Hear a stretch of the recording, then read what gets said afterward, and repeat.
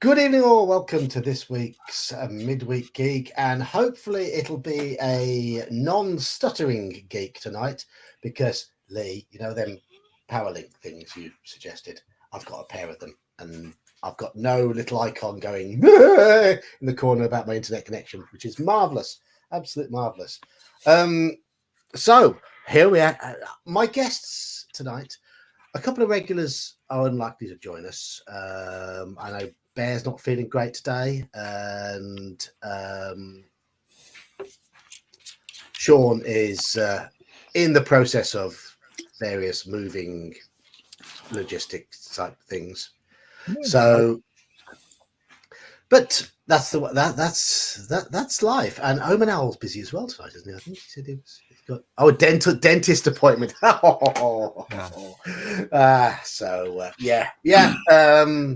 A few of our regulars undergoing a bit of horror tonight. Yeah. A few people in chat. Andy's lurking in chat. Halakar's lurking in chat. And Lee's here in chat as well. And I am joined on stream by regulars Saxius and Elfbait, and someone who's becoming a regular, Grumpy Old Slam. Well, you know, when you're a disgruntled frog priest, you kind of have to find places to be happy. Exactly. Good evening, Gene. How are you doing? So, if you don't like horror, then my streams are the wrong place to be for the rest of this month. I will say that straight away, because that's pretty much all we'll be talking about, assuming Saxius is here to crack the whip and keep us on track. But first, any gaming at the weekend, chaps? Yeah. What did you play? Well, I had my second edition, and one of the players is having some real life hiatus. Things are just coming in the way. Fair enough. I have started preparing for these eventualities because we are closing in on winter, and we basically had finalizing some. Basically, one of the players, who is a wizard, has from the very beginning, almost 3 years ago, he made it clear to me as a player he wanted his character to develop a way of enchanting tattoos to generate spells for wizards. So basically, tattooing the wizard, book itself onto a wizard to have access to them as well as the spells.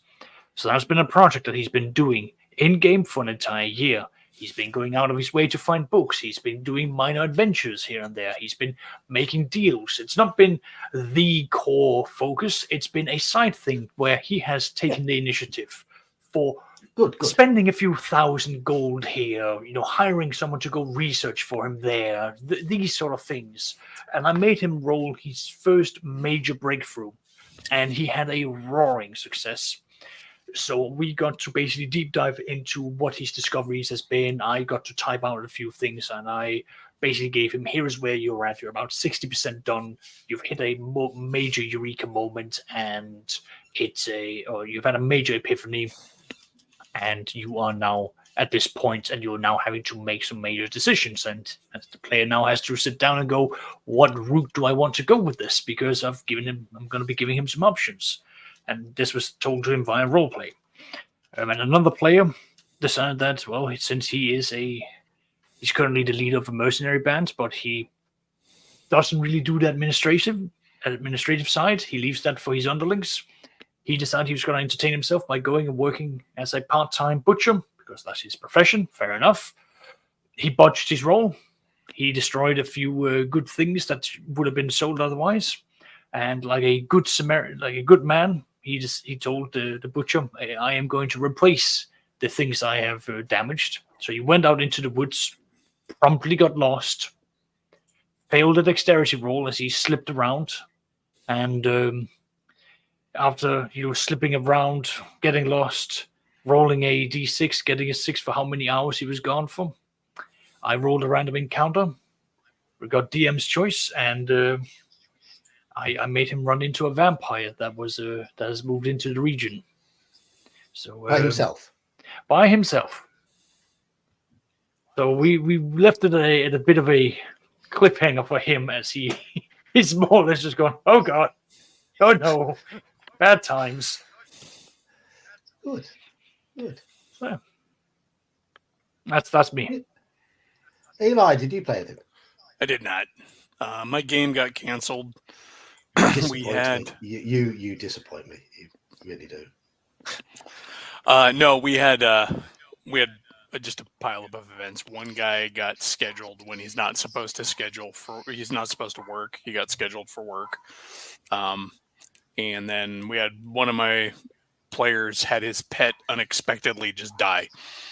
His family pet he like out of the blue, just yeah. So and he injured himself. So injury and death. Was that on Monday? No, that's my Sunday game. Oh, okay. I was wondering if my I'll come to it in a moment. Yeah, but it's yeah. So like, if the one guy doesn't work, or if the one guy can't make it because he has to work, then his girlfriend's also not going to make it, and so that would have left just my wife and my one kid, who is only a sometimes player, anyways. So couldn't run. Oh well. And Slan, I know you played with us, as Zach just did on Saturday. Any other games? Yeah, that was actually it for the weekend for me for games. Was the OSE sessions. Fair enough. Well, as you said, we played OSE with Gene in charge on Saturday afternoon. And that was quite a big session, wasn't it? We had about 8 of us were all piled in. I know I was a bit. That was a big party. I was a bit hit and miss, unfortunately, because I was at work at the time, and quite often my Saturday afternoons at work are nice and quiet. But no, this one wasn't. Some people doing stuff while they're at work. I mean, what's up with that? Yeah, well, I rolled a lot of random encounters, obviously, for customers on Saturday afternoon. And my boss turned up with a big cabinet, which kept me occupied for half an hour. But I missed. Unfortunately, I was in the game, but I was muted for a lot of it. But yeah, we volunteered your character for all the dangerous stuff. He's still alive, so it didn't work. We played lucky. We played MERP on Saturday night, and one of our longest running characters sadly perished to a critical from a hillman with a spear. That's 2 hillmen with spears that have killed long running characters in the last 2 weeks. We'd gone a year minus 2 weeks without any characters dying, and now 2 long running characters have died in 2 sessions. Well. But speaking of character death, Monday night was the finale of Ladybug, Fly Away Home, which have been running my face-to-face group for Call of Cthulhu.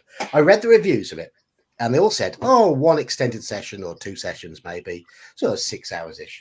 My group did it in about 10. About 10 hours, which I suppose is testament to how they got into the scenario. But we had a lot of, and I still had to hurry up the finale a little bit, otherwise that would have overrun. They weren't 100% successful. Shall we say it was a bit of a Pyrrhic victory? Isn't that the best way when you play Call of Cthulhu? It's about the most true to form. That's par for the course for Call of Cthulhu. I mean, that's the expectations that people have when they come in for Call of Cthulhu. So like, we are all dead. We won. I mean, I don't know if this is going to come up in conversation, but I mean, that's one of the hardest things about running Call of Cthulhu is getting your players to realize that sometimes that is the end. Yeah. Like instead of, them constantly digging to try and get to the ultimate solution, it's like sometimes you have to live. You have to live with just with good enough. I mean, yes. A full victory in that scenario is preventing the apocalypse. A full failure is full-on apocalypse. The end result they got was most of them dead and only Ohio wiped out. So it was somewhere in between. Somewhere in between. So just a major natural catastrophe for the United States occurred. Yeah. And they role played a lot, but did get diverted down a lot of dead ends. The previous session, one player had his character maimed, so I gave him a new character. I thought, what could be really fun to introduce to a group of FBI investigators? So I basically made him a basement dwelling type who lives on the internet, watching YouTube, finding out conspiracies and tracking them down. And thus he'd managed to hack into police radio frequencies, and found out what was going on. And he just turned up at the scene of a siege, videoing it on his phone. But the first thing the other characters did was arrest him. So he spent most of the first half of the session in the back of a police car, with his wrists handcuffed.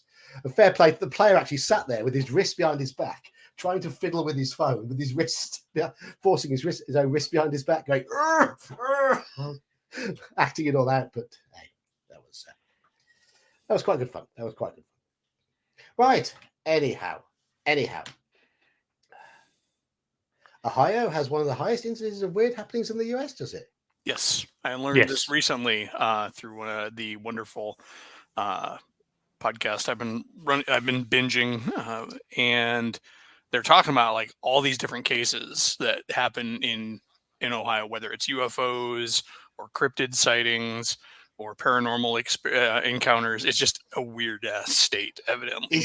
Is that because it has the right environment, temperature, and climate to grow lots of magic mushrooms naturally? Honestly, if I had to really say, it's probably because it's one of the most polluted states in the country. It's been a hotbed for manufacturing and crimes against workers for decades, most of a century. I mean, one of the most recent things that happened there was that chemical plant explosion where they had like 150 some odd safety violations. Yeah, so if you ask me, it's probably a combination of old world US crypto stuff, right? Modern alien UFO stuff, overworked workers, and everything that comes with that. Who knows what in the water? The river did once catch on fire because it was so polluted. So I mean, honestly, the high instance of weirdness could just be that everybody is so contaminated that they don't work right. But also, you figure in stress, all of that stuff that comes with overworked people working under poor conditions for so long. Who knows? Yeah, well, it also has a I mean, not to turn it into a of, discussion on labor issues, but if you really want to get down to the skeptic's viewpoint and why it's the weirdest place in the world, in the United States at least. I mean, I only know it. There's also in tight. Go on, son. Go ahead. I only know it from. So I was going to say because Ohio is we're lagging, I think. John goes first. I'll go first. Yeah. I only know it from my knowledge. Go. Never mind. It's not that important. I only know it from a knowledge of the NFL, and in the 80s and 90s, the Cleveland Browns fans had a reputation for being pretty hardcore. Yeah. What were you saying, Slan? I was going to say Ohio is not the biggest state, so in relatively close proximity, you have some pretty nice wilderness areas, which is a great place to put cryptids in, and you have some very heavily industrialized areas, which also means a lot of population. Yeah, and other states don't have quite that mix in those proportions. Yeah, also with a lot of the interstate activity that goes through Ohio too, you have a lot of traffic in and out of Ohio because being a manufacturing and processing hub, you have a lot of in and out from there too. So you have transient population of workers and delivery folks, a lot of moving parts. Well, anyways, we've got to get on to our topic. I think Iman's in the chat as well. Hello, Iman. How are you doing? So, as I said, we're going to be talking about various horror topics over the next few weeks.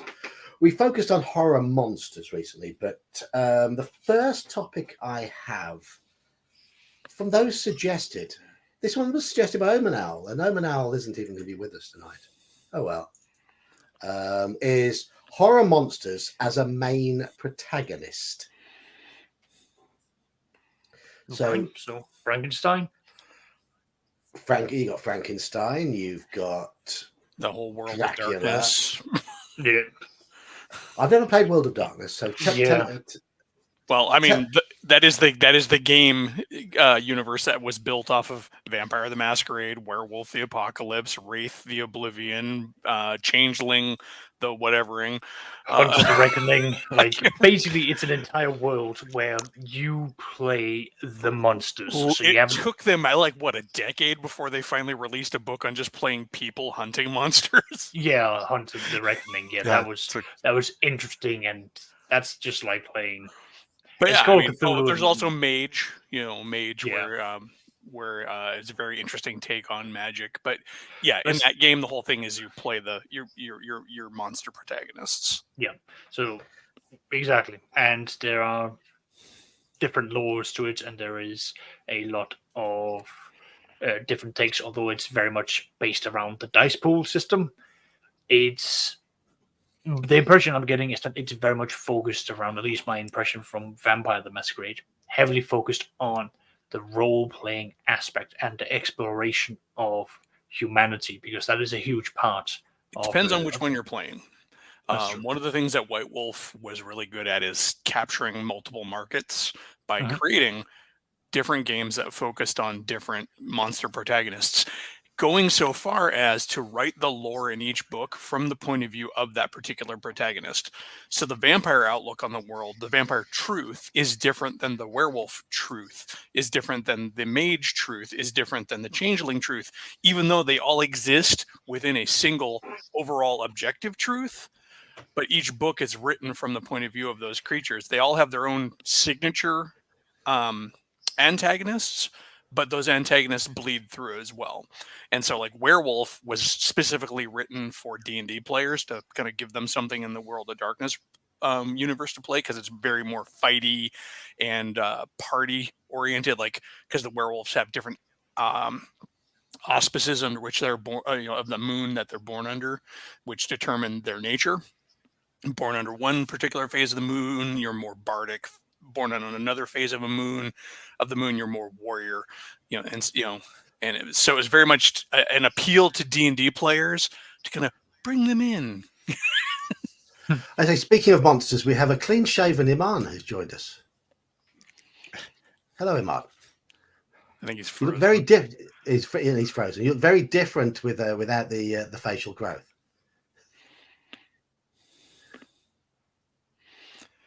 But yeah, I mean, He might be lagging.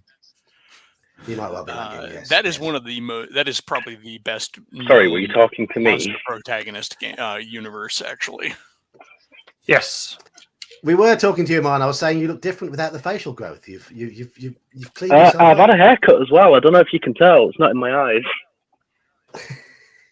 Is this due to a lady friend, or is this due to a job interview? No. This is just due to me actually not being lazy for once. Oh, good.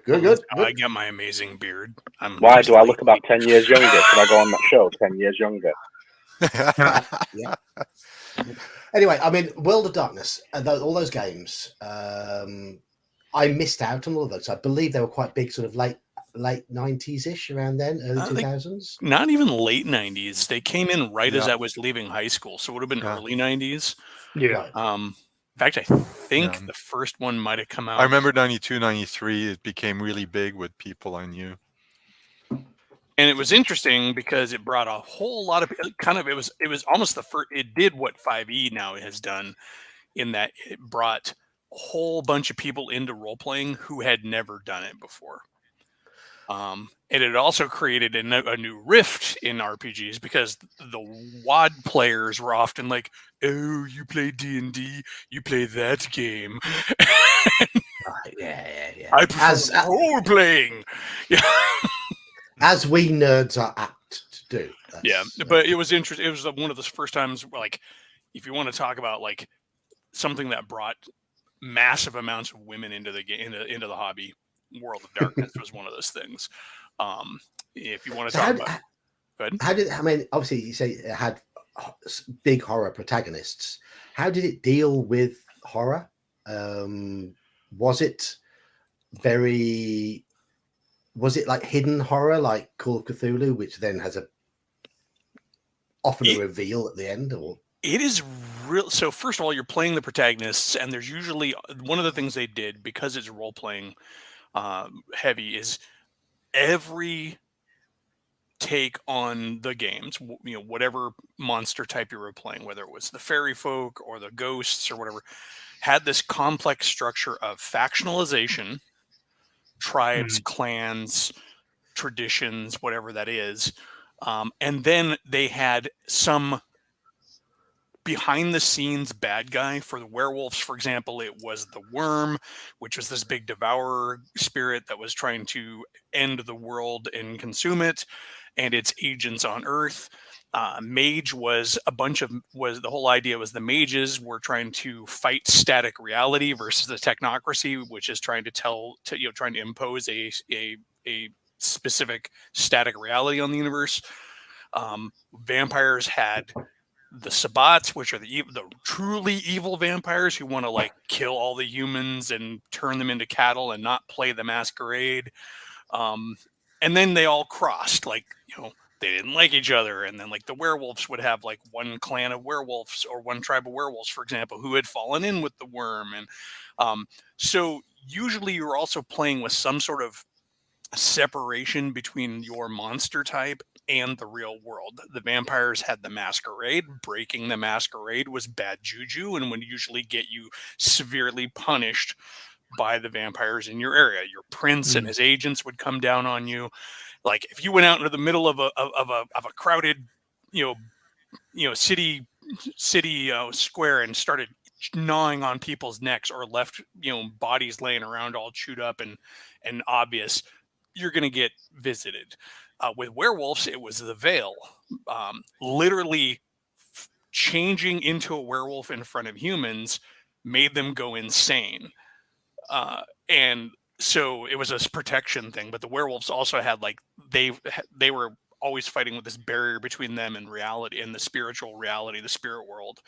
And with the mages, you're constantly at odds with paradox. If you did any magic that could not be excused coincidentally, you would have a huge chance of being noticed by static reality, and its agents would show up to get you. So casting a fireball, for example, is not very coincidental. It's hard to explain chucking a ball of fire across and roasting somebody. However, you could maybe make a gas tank on a car next to the guy explode. Oh no, there was a tragic accident on the street. Were you essentially wreaking the horror on regular people? No, so it wasn't. Yes, yeah, you were, but yes, but I don't think that was the core of the game. I think we're focusing. I think what John wants to focus on is the horror coming back to the players themselves, and I think a lot of the monsters and truly being monstrous. Well, that too. I mean, if I can mainly focus on the vampire side, which is where, typically, at least the games that I would run, you had to some way as a vampire hold on to a form of humanity, and by being dastardly, you would be losing that. And the further down that scale that you fell, the more of a monster you would become, and then that would be seen as a problem, not just for the vampiric society, because as Eli explained, you have this like masquerade, you've got this appearance that has to be maintained, so you don't want to slide down that route. Plus, suddenly it just comes to the point of where, as a vampire, you can suddenly turn around and say, well, why will I not turn around to these other vampires, cannibalize them, and take their powers? Why would I not want this power? Because it's seen as a major taboo, and it's a great evil, at least within the Vampire Society Yeah, I of mean, the there's Camarilla. always exceptions in all of those Yeah. worlds. I mean, like, and of Yeah. course with the werewolves, the big issue was freaking out and getting too bestial. Like Mhm. if you ended up being you lost your shit, you would end up being going full full werewolf in London on the people around you. And you're also kind of supposed to be protecting humanity from oblivion. Yeah. So Halakar points out, I mean, in those games there wasn't a lot of horror because you really are playing from the point of view of the monsters. But I'd say that that's only sometimes, because every monster in the game, it's kind of like that quote from the Phantom Menace. There's always a bigger fish. There's always a bigger monster in World of Darkness Yeah. who is looking to eat you, end you, ruin you, make your existence horrible. There are vampires, for example, who make a point of going around and eating other vampires. There are werewolves who want to corrupt werewolves to their evil ways. There are for example, there are mages who just don't care and want to end reality and have it fall apart, or want to literally like lock you into, like with mages, one of the things they want to do is really screw you up and make it to where you get cut off from access to your magic, and you're basically, all right, now I'm just Joe Schmo. And with the changelings, literally banality was their big kryptonite.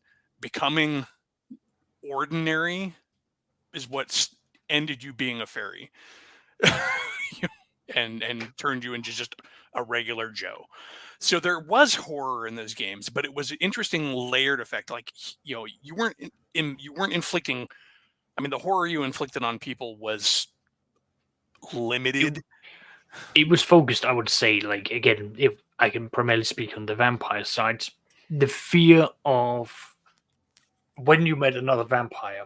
If you hadn't done any form of research, if you hadn't come prepared, you should be terrified, because there was very few ways for you to immediately find out who is he, what ranks is he on the vampire pyramids, and what are his capabilities. Because, as you can imagine, vampires are very paranoid, and a lot of it stems down to that they need to know, they need to be in the loop, they need to have this sort of Yeah, control. didn't they go so far as to make a thing in there where, like, if you really trusted another vampire, you would let them taste your blood and they would let you taste theirs, Yes. because then you would learn everything about them. You well, not just that, but like you would basically create like an A bond, unbreakable yeah. bond between vampires, and that was a major thing, and that's also why vampires were very careful about what they drank and what they took in, because there were some vampires who would then go around spiking humans with their blood to then create traps for other vampires. Ghouls. They would create ghouls that was meant to be fed on by others. But my point is, at least again, I can primarily speak from Vampire. It was a lot more about, at least the way I ran it, psychological terror. The idea of like, you don't know what is going on. You really have to do some legwork. There's always someone higher above you. There's always someone below you that is willing to tear you down. It's Yeah. a very delicate and dangerous balance you have to maintain. And you, as the players, you often find yourself involved in things where things can tip one way or the other, and win, get rewards, fail, and you might find yourself at the top of a skyscraper to see the sun for the first time in a few hundred years. Much like within like Call of Cthulhu, where you sometimes you're constantly watching your sanity go down, and often to accomplish the things that you need to in that game and to get the knowledge you need, it costs you sanity. And in the White Wolf games, a lot of the horror in the game comes from the struggle with self. It's the fact that you're always constantly at odds. Like, to improve my power, I might have to do something horrible and thus cost me some of my humanity as a vampire. I might have to push the limits as a mage, or as a werewolf. I might have there might be times where you just have to turn into a 9-foot tall wolf man and flip a car, and on camera, because it can't be avoided. Yeah.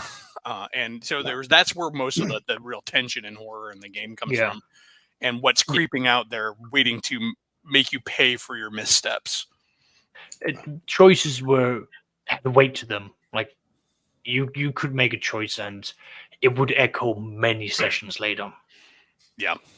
So as people say in chat, I mean, Halakar mentioned the pre-made adventures were quite tame, and Leah said a lot of people forgot they were the monsters and played like they were the superheroes.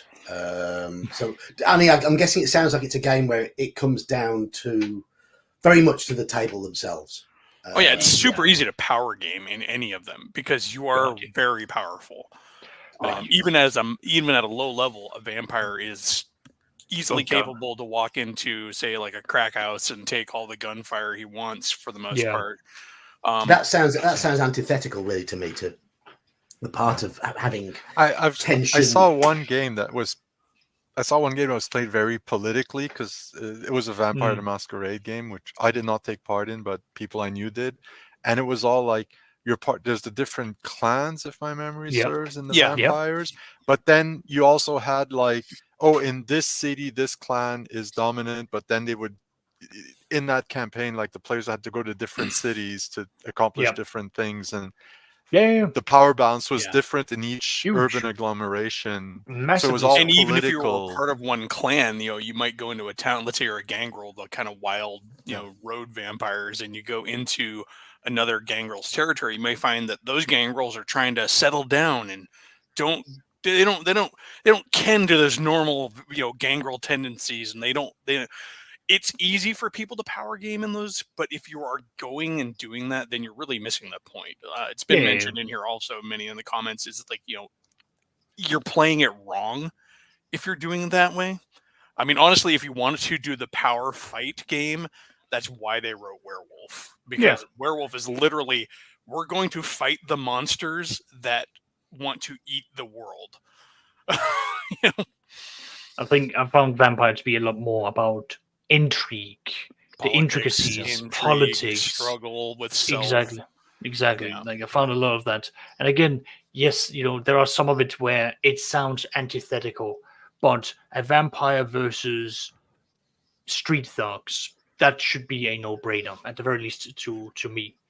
But then you have a vampire against a vampire hunter. Now that would be a very different showdown, because a vampire hunter would show up prepared. They will have, at least in Vampire the Masquerade, you have something called true faith, and they can suddenly shine out and cast, not banishment, but like turn undead or the equivalent thereof. They might suddenly have blessed weapons, and now suddenly you are dealing with something much more than just a street thug. You're now dealing with a divine man who has come in prepared. Or worse yet, you might be coming up against street thugs who have been given the powers of what's called for a ghoul. Well, these guys, they give as good as they take, is depending on who they work for. And I did misrepresent Vampire's power level a little bit. The crack house idea is not quite true, because gunfire will wither you quickly because you only have a finite pool of resources to shrug that stuff off, because guns do an insane amount of damage, as they should. Shotguns, oh good grief. I think I've told you my story when I played on the Cyberpunk World of Darkness mashup online game ages ago, is on a mush/mux, text-based. And when you get cyborg humans out there with werewolves and vampires and stuff, you may as well be another supernatural person. Because I remember coming in, the guy's like, "Oh, what are you going to do?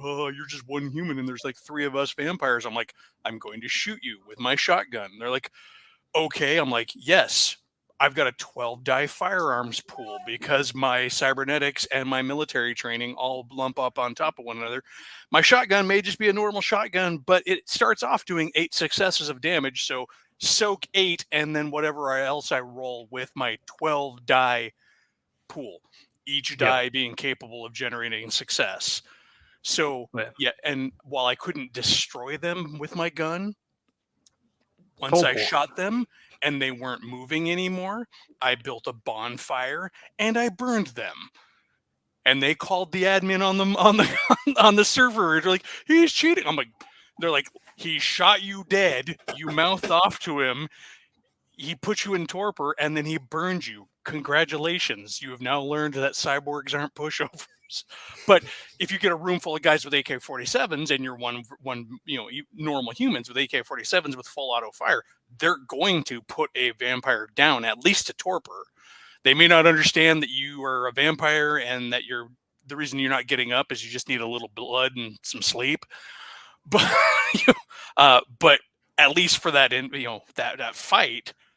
And that's why the hunters become bad, just because they know that the next step is to remove the head, burn the body.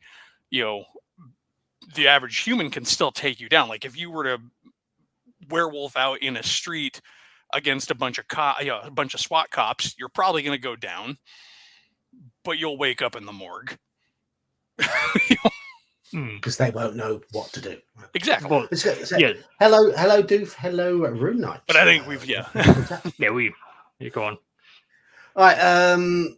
So this, what I wanted this section to be was focusing on horror monsters as an antagonist, and this doesn't mean so much horror games, but it's putting a horror-related creature into whatever game as the main antagonist. And people have said, people I've mentioned in chat about horror often being it's not knowing, and where was the chat comment? I've lost my chat comment. But for me, even if you've got, I think this is where Ravenloft had a bit of an issue. I love it as a module, but I'm going back to D&D. But there was never really any doubt as to who or what you were up against. There wasn't that horror element of the unknown present at all. The players straight away would be like, hey, he's a vampire. And for me to really enjoy a good horror themed scenario, I don't really want to know what I'm up against, at least until the end. Ravenloft is a game that has been played over and over and over, Absolutely, and it's a trope. Yeah, it's built upon a trope of Dracula. I mean, there is a vampire on the cover of the module. It screams out.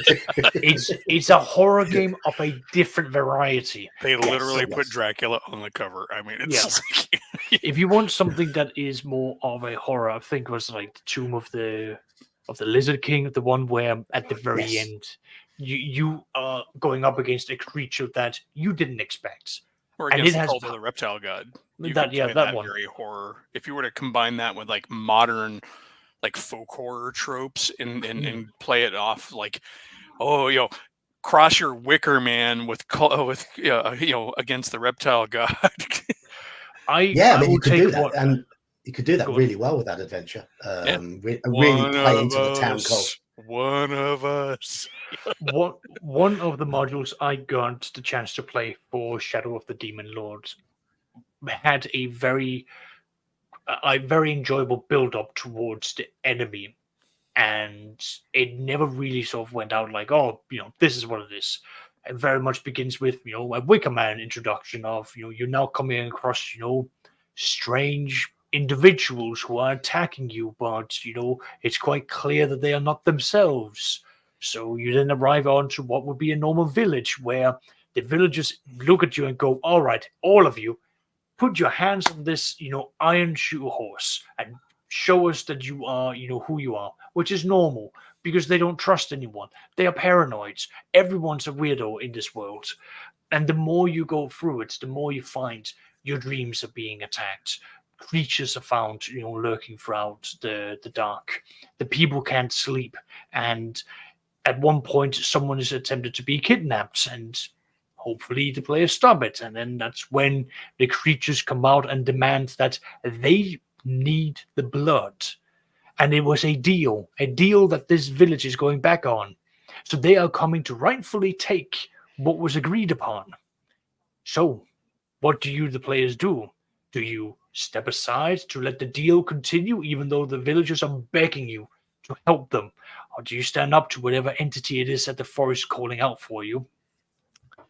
And at least when I played it, lo and behold, we stood up and we got to watch as redcaps swarmed into the town. We got to watch as a single elf entered into the camp, and we got to deal with the horrors that is a pact between the Fae and humans, because that contract was clear to them. It's just not been cleared.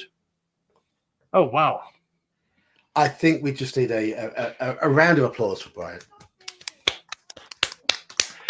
I still have to adjust a setting somewhere because I've never had one of these memberships. Not that I'm really, seeking that, but so I mean, if the question is like using monsters as an antagonist, I think it's one thing to remember too is it's possible to have and often really entertaining to have the players discover solutions without necessarily discovering understanding along with that. Yeah.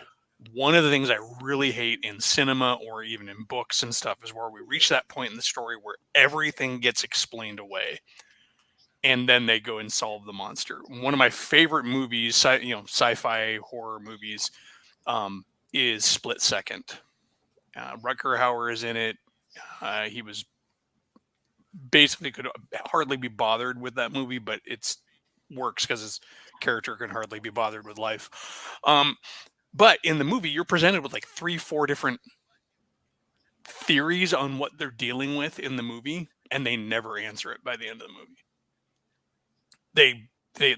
They deal with it, but they don't ever understand exactly what they were dealing with.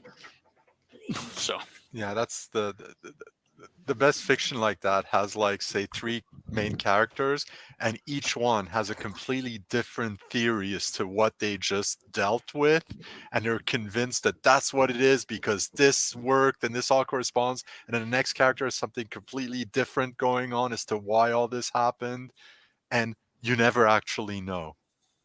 Yeah. But the characters themselves are at odds. Is it the Call of Cthulhu adventure I ran for you guys that one time? I mean, by the end of it, you knew what you were dealing with. You didn't know the why, the how, and the where it came from or anything. And if you're running an adventure in a Call of Cthulhu campaign, you don't explain it.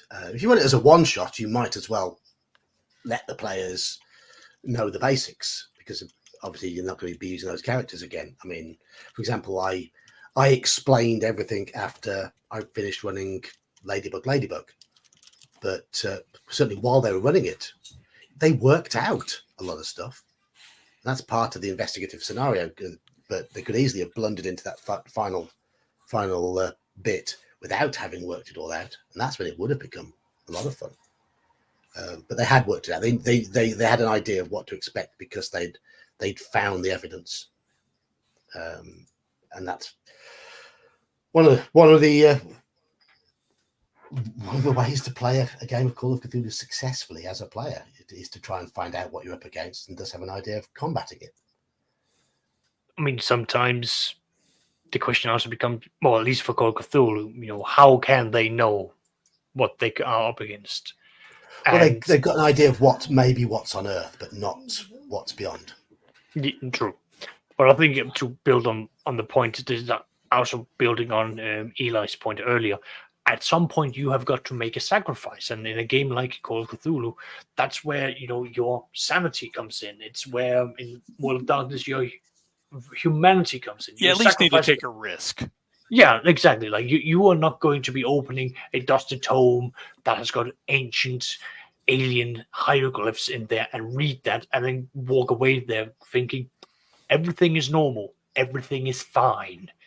You are going to change as a character, and as your character will develop, maybe not for the better, but it will be for the direction that the team needs to go. And sometimes that direction is someone has got to take a hit for the team and spend the rest of their life in the loony bin. Yeah, there Yeah. was a story I shared with you a while back, the one Laird Barron story. At the end of that, the guy thinks he's made it back to camp. He gets back. Camp is gone, like removed from the face of the earth. Like this whole logging, job is just gone.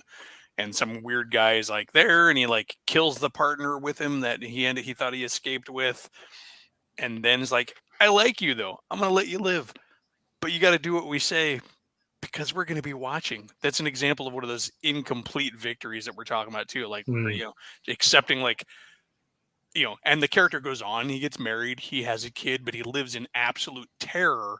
Yeah. Of what's going to happen. And he's just never right. I mean, it's a very Lovecraftian ending. Like he gets suspicious of this tree that's growing outside of his house and goes and cuts it down. So because the things that he encountered earlier were in trees. So I know That's that I ran a lifelong fear. Yeah. Yeah.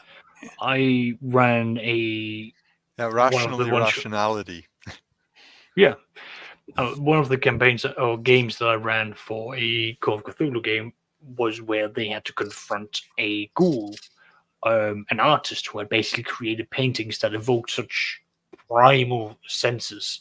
But I changed it a little bit so that when the players finally met, the individual, he already had a painting prepared for each character. One basically giving them a glimpse into the future, but they were all covered up with basically, drapes and what have you. And the ghoul just went, "You may open the one that has your name upon it and see the future, but it is a question of whether what you see is what you're willing to know." And players being who they are just went, "You know what? The hell with this. It's a one shot. We all do it." And I just went, and that's the end of the game. And I told them the end of their characters. As one character found himself, having been a police officer working in homicides, being framed and being found guilty of having committed a series of murders and spending the rest of his life locked up in the prison, surrounded by the very people he had been locking away, for them to now pick on him, as he no longer was the heroic man. Yeah, that's one of those classic things that comes up in Cthulhu too. Is like, Yeah. what is the fallout after your scenario? Exactly. It seldom gets played. I often, when I run my games, I'll do it as like, as the epilogue, rather than playing it. But for me, it was the whole thing of, here is the reveal. You now have opened up to see the future, but this is now locked in, and this is the end because you dared to peek. You did, yeah. Thank you, Crafting Gamer. Good evening. I want to come on to, because Roland said earlier about do the bad guys have to be monsters? And Halakar's mentioned here actual horrifying historical figures, and they can be used very much to inspire your own bad guys. I mean, wasn't Ed Gein, wasn't he is it Leatherface or someone like that? Pretty much, yeah. Yeah. Well, the other thing too is you can do it in layers. Your active antagonist could be a monster, but the real monster is the human that's controlling it. Think Brotherhood of the Wolf, where you have the beast of Gebedon or whatever it is, cruising around the countryside in France, but it's actually a nobleman who's responsible. So you could definitely run it that way. Call of Cthulhu likes to actually run with that trope quite often. Some person with knowledge beyond whatever is got some sort of critter, puppeting for them. Mr. Corbett. Yep, Mr. Corbett. Or even in the case, Mr. Corbett's almost very passive. Like if nobody went into Corbett's house, they would have never known, right? And this is kind of how that module works. Until baby was big enough. Exactly. But there are other ones like, some sorcerers out there chucking byakis around, trying to gather stuff, or there's lots of room for layering. And Call of Cthulhu also does it in ways where sometimes you're only dealing with cultists, not any of their monsters. Ladybug Fly Away is sort of that way. The one you just ran, aren't you primarily dealing with a cult in that one? Yeah. You are, but I mean, there is the possibility that you might have to deal with an entity at some point. But if that happens, yeah, you're dead. You're very dead. You need to deal with the cultists. Well, actually, an example of horror, because Halakar mentioned people, but also situations can be horrible. And in fact, when we played Reign of Terror, it starts with this horrible situation of people. There's a famine. Bodies have to be moved to the catacombs because there's not any other place to put them. I mean, that's horrible in and of its own. And then eventually the characters find out even more horrifying things happening. Because it's a Call of Cthulhu game. And what was good about that starting point is already horrifying. Yes, I mean, especially in that setting, horrifying as opposed to it's 1789 France. You don't need much historical knowledge to know that 1789 France was not a particularly nice time. It's the month leading up to the revolution. And the first scenario was dealing with all the precursors to the revolution.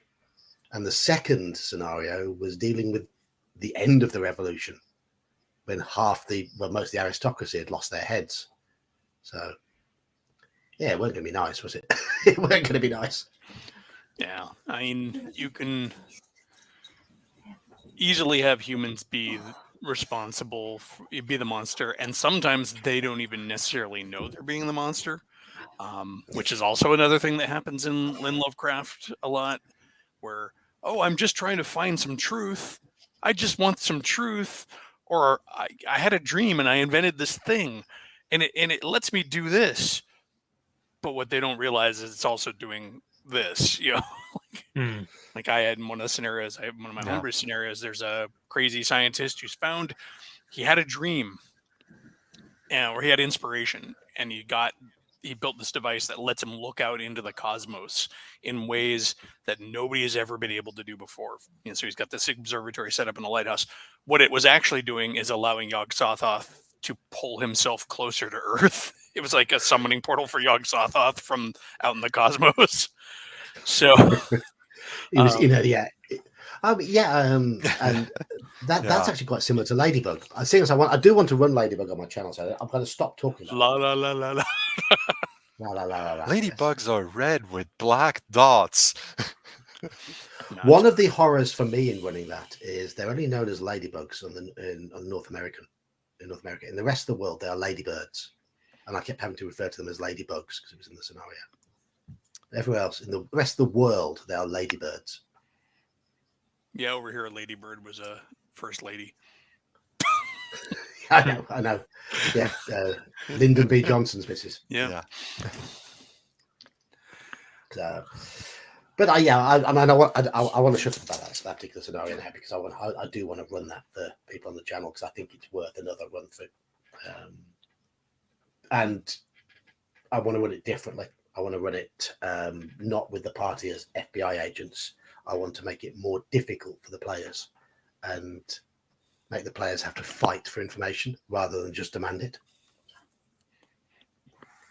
So you'd be journalists or truth seekers or something like that. Mm-hmm. But anyway, we shall see. Right, any more sort of ideas regarding horrific protagonists? Think about in other systems which aren't protagonists or necessarily antagonists. Antagonists, I mean. That's what I think got Saxius and I off on the wrong foot to begin with. You initially said protagonist. But that's Oh, that's because Yeah. I just quoted. That's how we got into the whole World of Darkness thing. Yeah, That's fine. If That's you were because looking you for asked. antagonists, then yeah, Let's we go were for def- antagonists. Yeah, I've got my words wrong there, but yeah. No, yeah. it's fine. Just We're ignore me. we're on antagonists. I honestly, I mean, what's there to say about monstrous antagonists? I mean, Where to even begin? that's kind of the meat in the stew. How do you make them genuinely horrific, though? You show don't tell, and then you also don't show.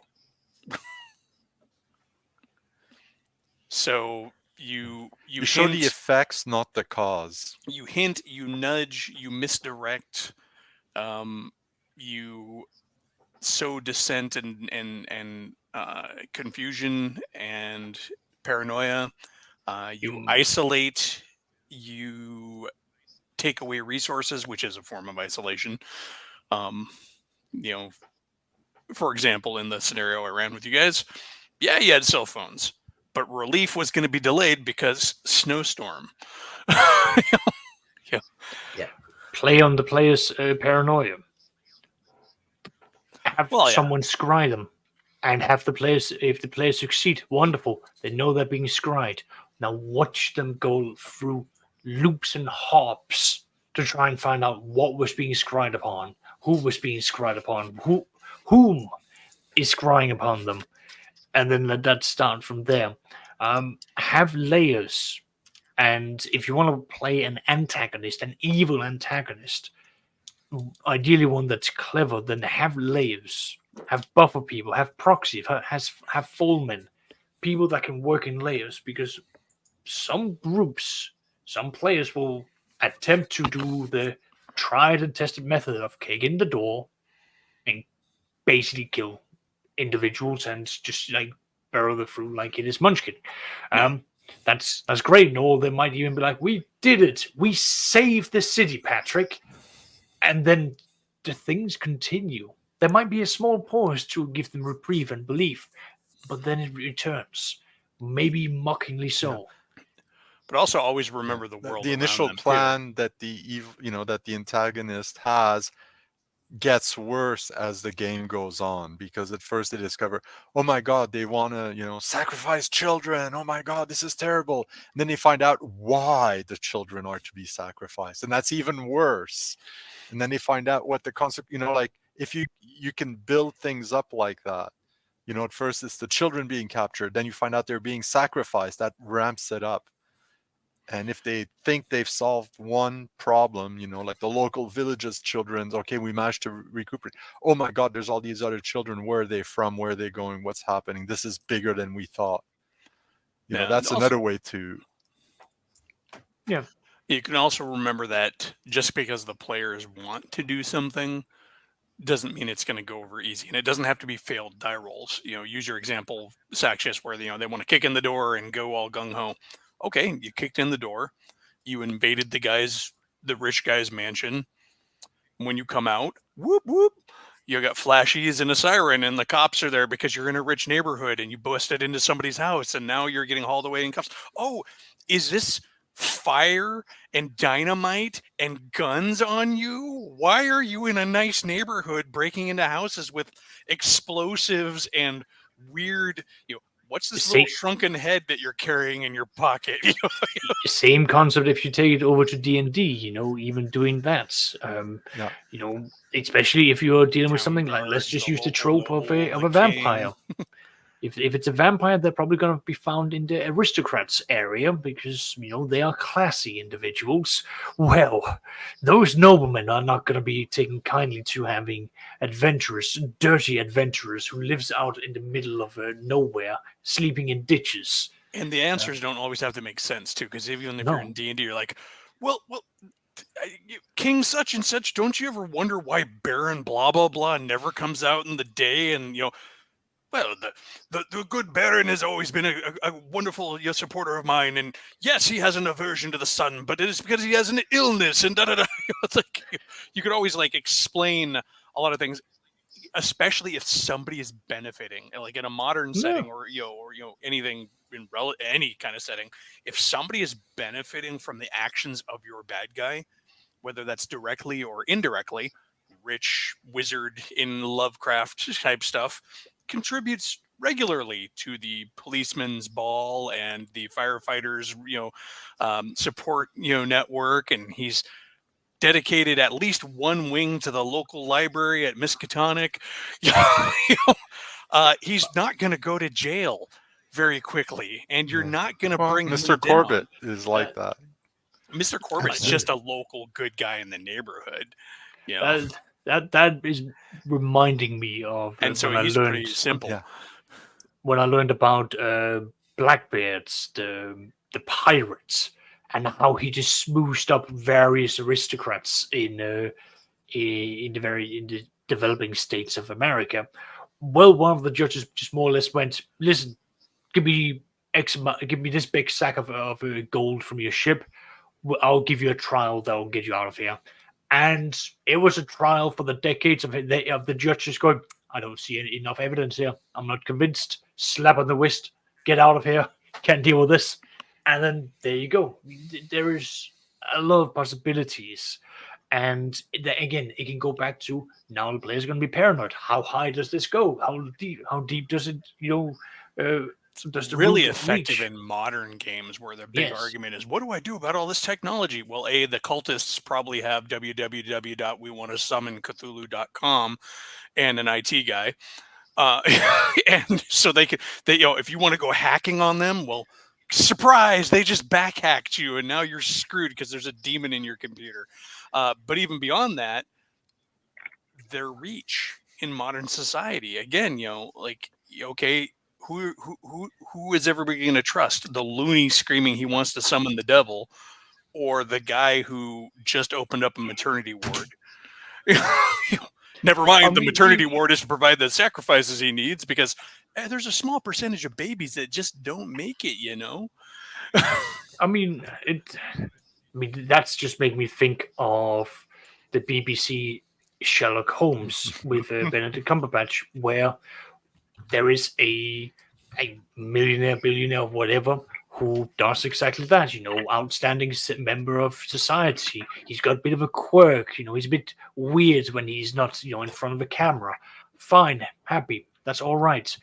Sherlock Holmes is shouting out into the internet that this person is a serial killer, and no one takes him seriously until he ends up in one of this billionaire's hospitals, and you learn that he has created it so that he can move around the hospital to murder people in medically induced accidents. Oh yeah, there's a lot of ways. Yeah, you can get creative. Like I said, where do you start? Yeah. I've just got a mental image of the cultists being stuck on the phone to tech support. Some Indian guy. Maybe they are the tech support, and every time you call them, they backhack your computer. I just need access to your computer for a moment. There's a demon. There's a demon. And suddenly they have them positioned where they need them, and they can open up the giant elder sign that covers the entire United States.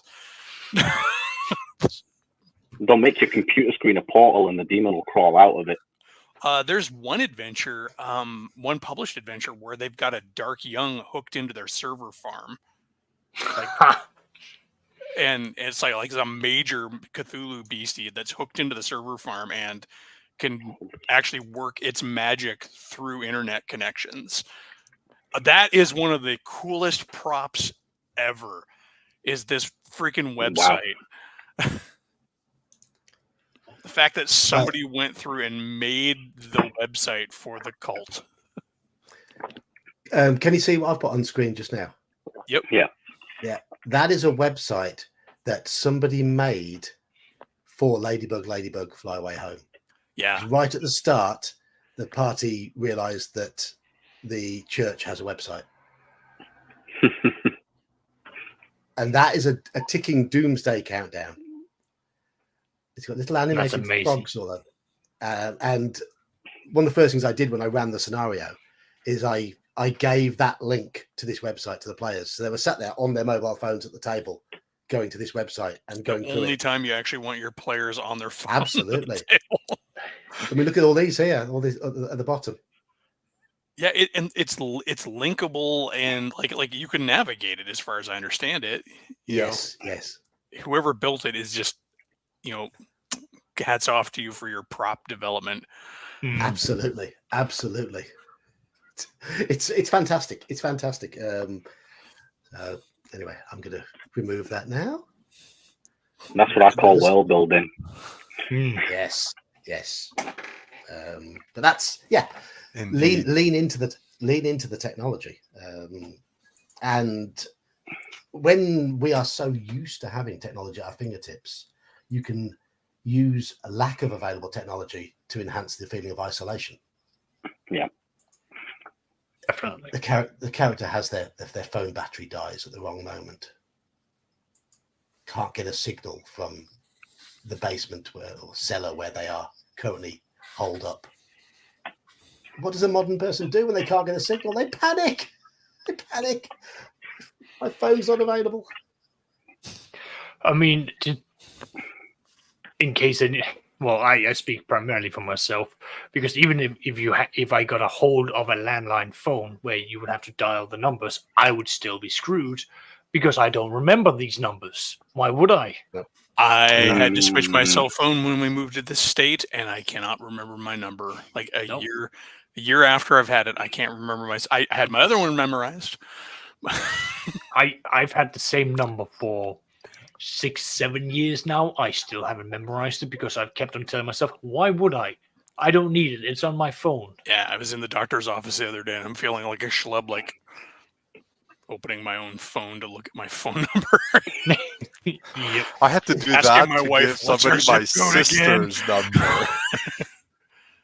But I just remember mine, my mum's, my dad's, and my house. That's it. That's all I need to know. You are already more prepared than the rest of us. Yeah. So if everyone else is cut off and there's a landline, you just go, Mom, if I'm that Mom, cut can off, you pick I'm me up? basically dead anyway, so who cares? Mom, I'm stuck at the house of hell. So, what's next? What do you got for us, John?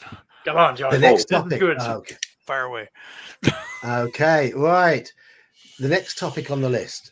Or The do we next have any topic. stars?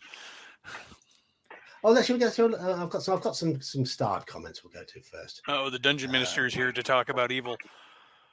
Hello, Here's a Dungeon good Minister. beginning to a horror story. You pull up to your mate's house. What's the Wi-Fi password? I don't have Wi-Fi. Dun dun dun! Oh, You walk into your new client's living room, and he has a console television don't even remember what with that the is. with the turntable and a 8-track built into the top of it, like my grandpa had. Does anyone know the name of this story that Halakar is referring to? Because that's who've we lost? Story about Fishing Village who We've lost wrongfully. Slam. I'm sure that was Lovecraft because they referenced it in Bloodborne. It may not be Lovecraft. It could be one of his contemporaries. I don't recall that from Lovecraft, but I'm not encyclopedic.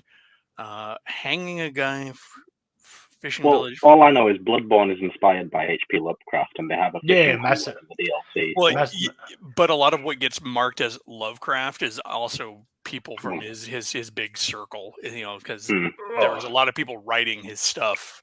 Not writing his stuff, but writing in his universe. His style, yeah. Because there is Not just in his style, in his universe. Like him and his contemporaries cross-pollinated their gods and stuff. Because a lot of, exactly as Eli is saying, because it is a public domain thing now. So Yeah, it's like a universe that just exists. Yeah, anyone can pick it up. They had a writer's circle who who freely shared their ideas. Him, Howard. Because there are. I'm just trying to find. That book is all Lovecraft, though. This one is all Lovecraft. I have that I'm one just trying to on my shelf too.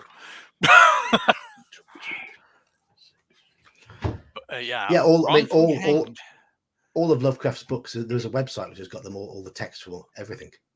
Yeah, as long as he wrote it. Yeah. I've got about, well, at least according to this one, I know there are other variations where there are more, but I've got at least 22 stories that he published under the Cthulhian world. So there are a lot more books that have been brought out, a lot more stories being brought out by fans of Lovecraft. Not that that's a bad thing, because I I love the fact that Lovecraft's world is out there for the public. Anyone can build upon it. It's brought a lot of good. But it also means that everybody is using Lovecraft now. Yes. Like, I already have this game published and out there. Now, how can I make it a Lovecraft game? That you're seeing that with board games and stuff too. They're like, we're going to do our Lovecraft version of that. I know it's a plus or minus, but I like it. Mind you, I also like the fact that the Tolkien estate keeps as close guard of the Tolkien world as they can, but that's the not the Burroughs discussion. estate does it too. Yeah. Anyway, moving on. What was the actual question? All right. The next. Oh, they used to. Any more This starred was- comments? No, Or any I'm other going to go. comments that weren't starred that are worth revisiting. I've got the next topic up. If there's any comments that have caught your attention, attention, then I think Chance just chilling at the moment. okay. So, Call of Cthulhu and how it brings out horror. I'm not sure whether this was your topic here, Saxius, that you suggested. I threw about 3 or 4 at the Madu. Yes, you did. This was the oldest and strongest emotion of mankind is fear, and the oldest and strongest kind of fear is fear of the unknown. Yes, Quote from, that's the one. quote from H.P. Lovecraft. Let's talk about Call of Cthulhu and how it brings out horror. So I guess you're talking more about the concept rather than the game. It's the Yes. role-play game. Well, basically anything, because we reference Call of Cthulhu so often here on this stream, on this channel, Yeah. that I thought, let's actually have something that's dedicated to that role-playing game and how we can use it, what we can take from it, what great things it has. And I absolutely love the fact that it is something where you can really just take someone who knows nothing, absolutely nothing about the Cthulian world, and they will have a ball of a time if they can get invested into it. The mechanics for it is, yeah, go on, man. I was just saying, I'm one of those people. Yeah, that's and when I ran, like, it was for like a team of 5, 2 people already kind of knew about it. The rest of them, not a clue. They loved it. They loved the investigation. They loved how they had to, again, setting specific of the 1920s, having to go around, investigate, ask questions, be mindful of what was going on. And then the fact that they didn't know anything. It wasn't like you could pop into the library. Oh, amphibious cranes that look like men. That doesn't exist. It's Well, very it does, obscure. but you're going to find merfolk and ningyo and every aquatic fairy folk. I mean, you're going to find hits, but you're probably not going to find. It's exactly deep ones. Exactly. Or a dictionary definition of the Innsmouth look. Exactly. Either that or your librarian is a cultist and she just hands you a book so you read it and go insane. But yeah, top it all off, I like, if we go into maybe more of the mechanical side of it, how there is a great emphasis onto the character and how they are meant to be deteriorating. And to me, it helps sort of make the characters a lot more precious, because now you have a character that you've rolled up, you've built them, you've put the points into them, much like any other game. But now you are playing a game that is actively doing wear and tear on the character. Your sanity is decreasing. You are developing phobias. You are witnessing the decline of a character that you probably put at least a respectable amount of effort into. And now you're going to be watching them go down the drain. Yeah, that's different. And to feed into that, the Call of Cthulhu also builds that horror by making sure that your characters, generally speaking, are resource poor, in that they're not like hulking skill monkeys. And even if you are former military, because most, like in my campaign that I run, the characters in my group all have the prior experience. We're using the prior experience rule, where you pick a thing that you did before your current career and it gives you some extra points. And a bunch of them picked War Vet because we're set in the campaign is set in like 1928. So a lot of the all the male characters would very likely have fought in the Great War, and even my wife's character was a field nurse, and so she took the War Vet even though she didn't fight. That gives you some advantages. I guess more my point is like even with that extra layer of experience and skill, it doesn't make you invulnerable. Or you've still got about 10 hit points. A decent gun still does a D10 plus 2 damage. Yeah. And, Yes. and if you take half hit points damage or more, you take a major wound, which may cause you to pass out on the spot, which will almost certainly put your life at risk. Yeah, I mean the only major advantage they got from those backgrounds is the War Vet gives you you're unaffected by psychology hits from mundane death and dismemberment. Yeah. So you're not gonna you open up the cupboard door and there's a corpse in there. Ah! Which is a thing in Call of Cthulhu. But although I might rule in that case that you're probably gonna take some horror. Some sanity if you fail, because there's a difference between seeing a bunch of guys laying dead in the trench and having a corpse fall out of a closet on you. You expect corpses in a trench in France. You don't expect corpses in your grandma's cupboard. But you don't expect those corpses to rise up and claw at you, do you? We are beyond mundane. Actually, horror, you're bringing up the sanity is also it doesn't take. Yeah, but it doesn't take a master gamer to realize the death spirals that sanity can go on in Call of Cthulhu. Because as you're going to give up some sanity points to pass a roll, but then it means you're more likely to, fail a sanity check, which means you're going to lose sanity, which means you're more likely. You don't need to be, some fancy math major or someone who's played games for 20 years to figure that one out very quickly. And that, I think, yes. If you choose adds to ride to the your tension luck, and the eventual horror that you can the question feel as is, a player in that game. I like to lean into the luck mechanic quite a lot. If you walk into a spooky old house in the middle of the night, in the middle of nowhere, and ask me if you can find a light switch, I'm going to have you make a luck roll. If you have spent your luck to avoid getting lost in the forest already, you're more likely not to find a light switch. Well, if you've spent your luck, you can still do a luck roll. I mean, you ain't going to pass it, though, are you? You ain't going to pass it, though, are you? No. The luck is it. My players constantly wrestle with whether or not to burn their luck points. They're like, oh, it's only a couple of points and I can succeed. Do I want to burn it? Well, the nice thing about 7th edition is you got options too. You can burn your luck, or you can push, and push is such an awesome rule. Yes. I actually have moved push into pretty much any game I play, even in D&D. If you're going to do a skill check, you can push. And I like how it requires the DM to be transparent. Like, okay, you can do this, but X will happen, or X is likely to happen. And so if they push and they succeed, well, great, they succeeded. And then if they push and fail, well, then yes.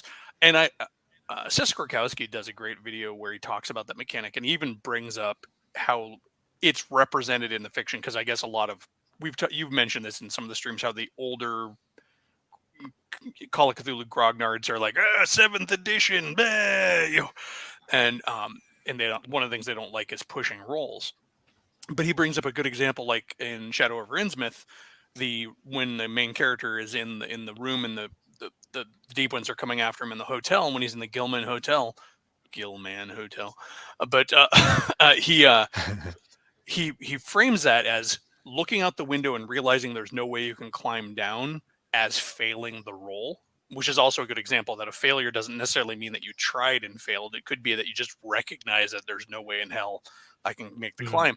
And then when he pushes it, he's like, all right, but if you fail, you're going to bust your leg. And so he rolls and he fails and busts his leg. But I think also with the push, if you push, you can still succeed, but with a penalty too. So Yeah, that- or there's going to be a story cost, like yeah. Yeah. Well, and- they and that- hear that- you crash into something, and they, you'll have to run away much faster because in you the made a story, lot it of ends up being noise. an issue because he can't outrun his pursuers Yeah. very well and has to go hide in the muck. Mhm. Another one that's fun in Call of Cthulhu as well is the no roll. I like the idea roll. It's a great way to keep things flowing without ruining it. But We were talking about the understanding part of horror. I think one of my favorite mechanics in Call of Cthulhu is your power gamey type players will think, well, education and intelligence will get me loads of points at the start. However, if you lose a chunk of sanity, you then roll an intelligence roll. yeah, I love that. And if you pass that roll, that's when the shit hits the fan, because you understand a little bit of what you're up against. Yep. Ignorance is fail the bliss roll, in Call of Cthulhu. If you fail, you are oblivious. Ignorance truly is bliss. I mean, if you're playing some guy who's like, no, I guess fishmen are okay, bro. I don't exactly know what I just saw, but it was kind of spooky, but I feel fine. Yeah, exactly. Yeah. If Meanwhile, like Professor Wiggins is flipping out because his highfalutin education just made everything unravel for him. And I think personally it's probably my favorite mechanic in Call of Cthulhu. I love it to bits. And the way the game is crafted and the way a lot of the adventures are crafted for it. I love also that traditional slow burn of an adventure. Yeah, How one clue leads to another, and the horror builds, and absolutely, and you slowly learn a little bit more about what you're up against, but all the time your sanity is going dip, dip, dip, dip, dip, dip, dip, dip, dip. But that style also flexes really well because like it can be as drawn out, or and again, going with the scenario that I ran for you guys, there weren't a lot of clues, but there was still a buildup of information. There's a car stopped in the middle of the road, and then you start looking into it, and you're like, okay, well, it was occupied by one person. Why is it in the middle of the road with the wrong door open? Why isn't the driver's door open? Those things just slowly build. There's a trail going off into the woods. Sometimes it's very visual clues that kind of lead a breadcrumby kind of trail, whereas there are other scenarios where your players are having to comb through libraries and talk to NPCs, and so you can very much flex that same, and it's rewarding either way, because even in the scenarios where you're really just finding the breadcrumbs, it's still fun for the players, even if they don't have to drag every piece of information out of an NPC or delve an ancient tomb to get an artifact that tells them why. And you can lead into all different sort of styles of play based on what the characters are. For example, when I ran Ladybug, they were all FBI agents, so it did feel a bit like CSI Cthulhu at times. But that's fine because they're investigating. I think next time I run that scenario, I don't want it to feel the same. I want it to feel different, so the characters will be different. So it won't be absolutely, but the characters and the composition of the team is going to be a major thing. I mean, I've told a story before, but the one time I got to play Cthulhu, I was playing an insurance guy who was trying to buy and flip haunted locations because he thought there was a market for it, and then that was my way of getting an in for the rest of the team to go, because he was basically going like, come on guys, I bought this place, we're now going to go and survey it, we're going to verify it's haunted, and so on and so on. And it was goofy in the essence, but the idea was that this goofiness was meant to get us, a group of relatively unserious characters, into a serious adventure where things would switch and we would have to get involved. Yeah, I mean, you can easily play it that way. I mean, if you're playing like a group of teenagers out doing teenager stuff and then something goes horribly wrong, you're still having fun and having a good monster, a good Lovecraftian story. Modern days, ancient times, whatever you're playing. And that's the other thing. It flexes with time, with like historical period really well. I mean, Sandy Peterson even has like a Call of Cthulhu scenario he published that takes place in space on a spaceship. It's like kind of realistic space, but it's still in space on a spaceship.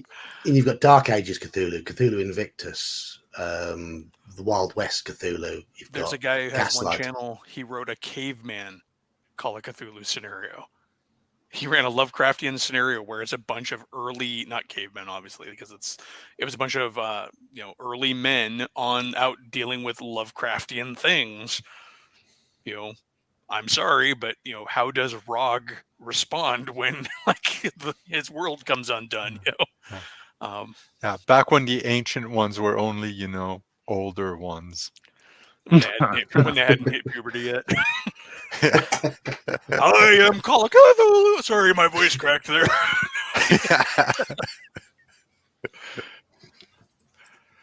Yes, and I mean that. I say it gives it that flexibility. I mean, and it allows us to lean into eras that we find inspire us. Personally, I love the Gaslight era. It's Victorian England. It's something I know something about.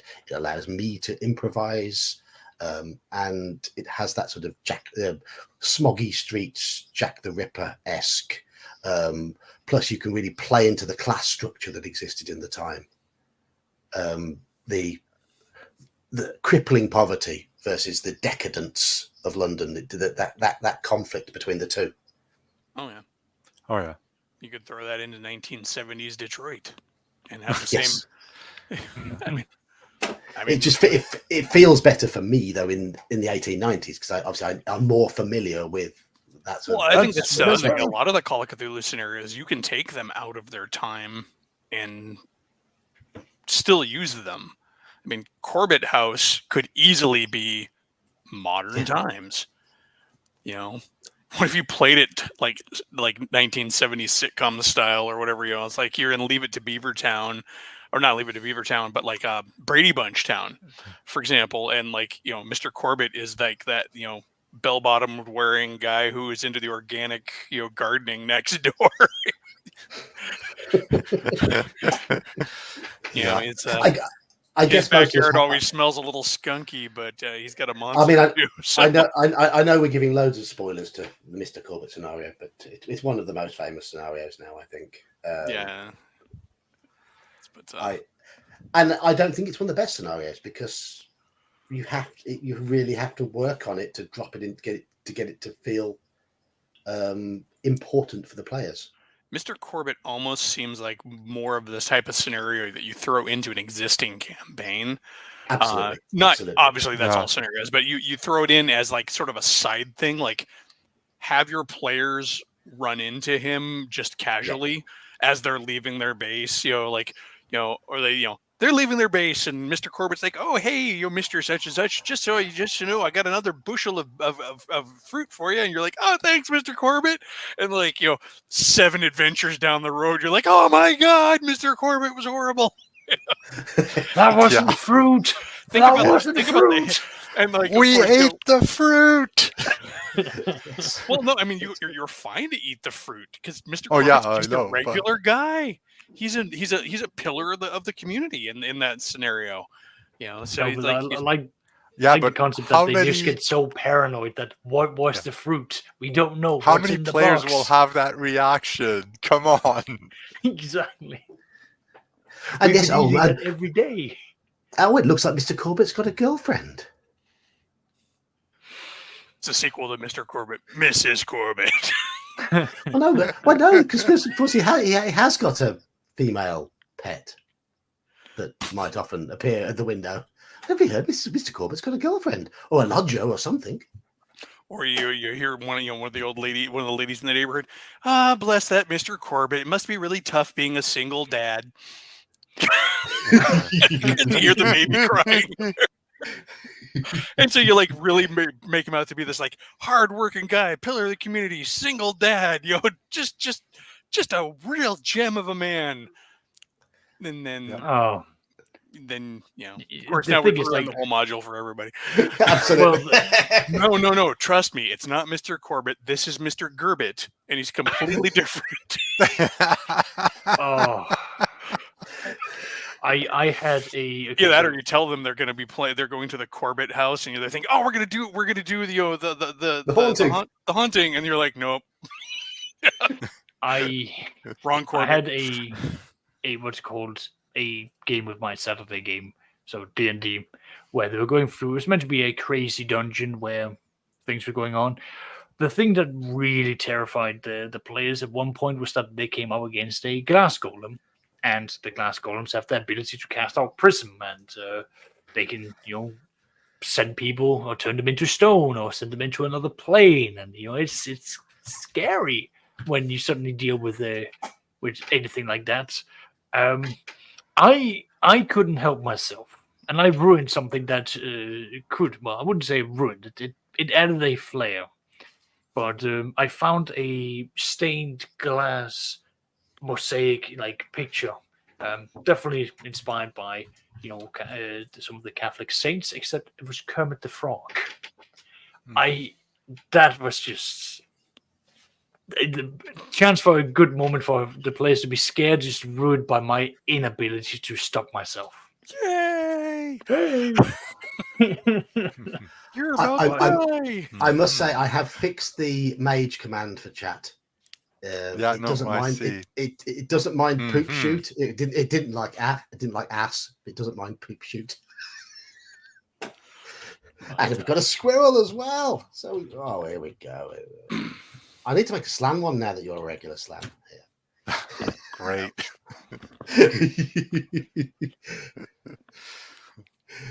All right, so we've done that topic. We have nothing. Have we? I don't know what was the topic again. this Call of Cthulhu and horror.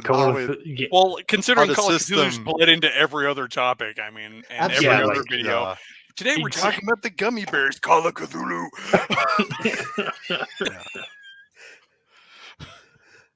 Right. Okay.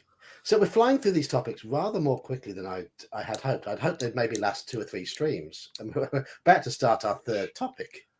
And we're only an hour and a half into this stream. Oh, well. Well, we'll always think of more stuff. But no, we'll at one point we'll say, okay, that's enough. Ramble time. And then off the rails we 30 go. minutes anyway, so. Yeah, fair enough. Right. I'm just reading chat. Just reading chat. Oh, here we go. That's the story I was looking for. 3 minutes long. Is that all? Okay. Right. Oh, yeah. So, yeah, it was a Howard story. Yeah. Okay. Probably was like 3 pages in the magazine it was first published in at the most. So maybe it's something I can read for the channel. Well, in the 3-page stories, a lot of those authors also engaged in prose poetry to an extent as well. Yeah. So, absolutely, yeah. I mean, some of my favorite stories are by Lord Dunsany, and they're like, 6 paragraphs long. They're really, really short. They're great. Anyway, that's totally off topic.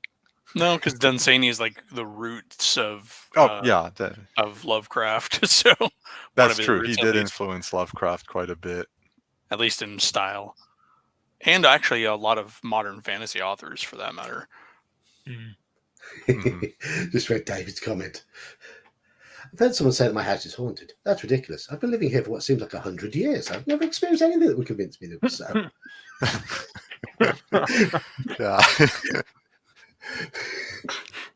Yeah. Your cutlery's flying around. Well, they're just rearranging themselves. Yeah. Right. So the next topic. Let me cut and paste this one. Okay. I'm going to paste it into chat. Oh, okay. Before we go on to that, has anyone had any real supernatural experiences? I have not had a supernatural experience. but I have had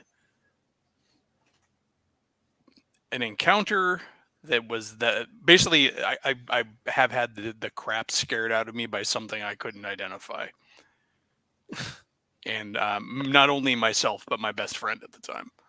So it's a bit of a tale if you want to hear it. But I will say I had just after I graduated from university, the summer of 1993, I had a lot of strange experiences, but I know what caused them. And I'm not going to go into any details. no, I mean, I was the annoying person who always came up with the explanation of whatever it was you described. I have scared the crap out of myself with my overactive imagination and some circumstance. Like there was one time we were driving up to the cabin at the lake. Me and my buddy in the middle of the night, we got bored, so we just decided to grab the key off the wall and go up there and spend the weekend.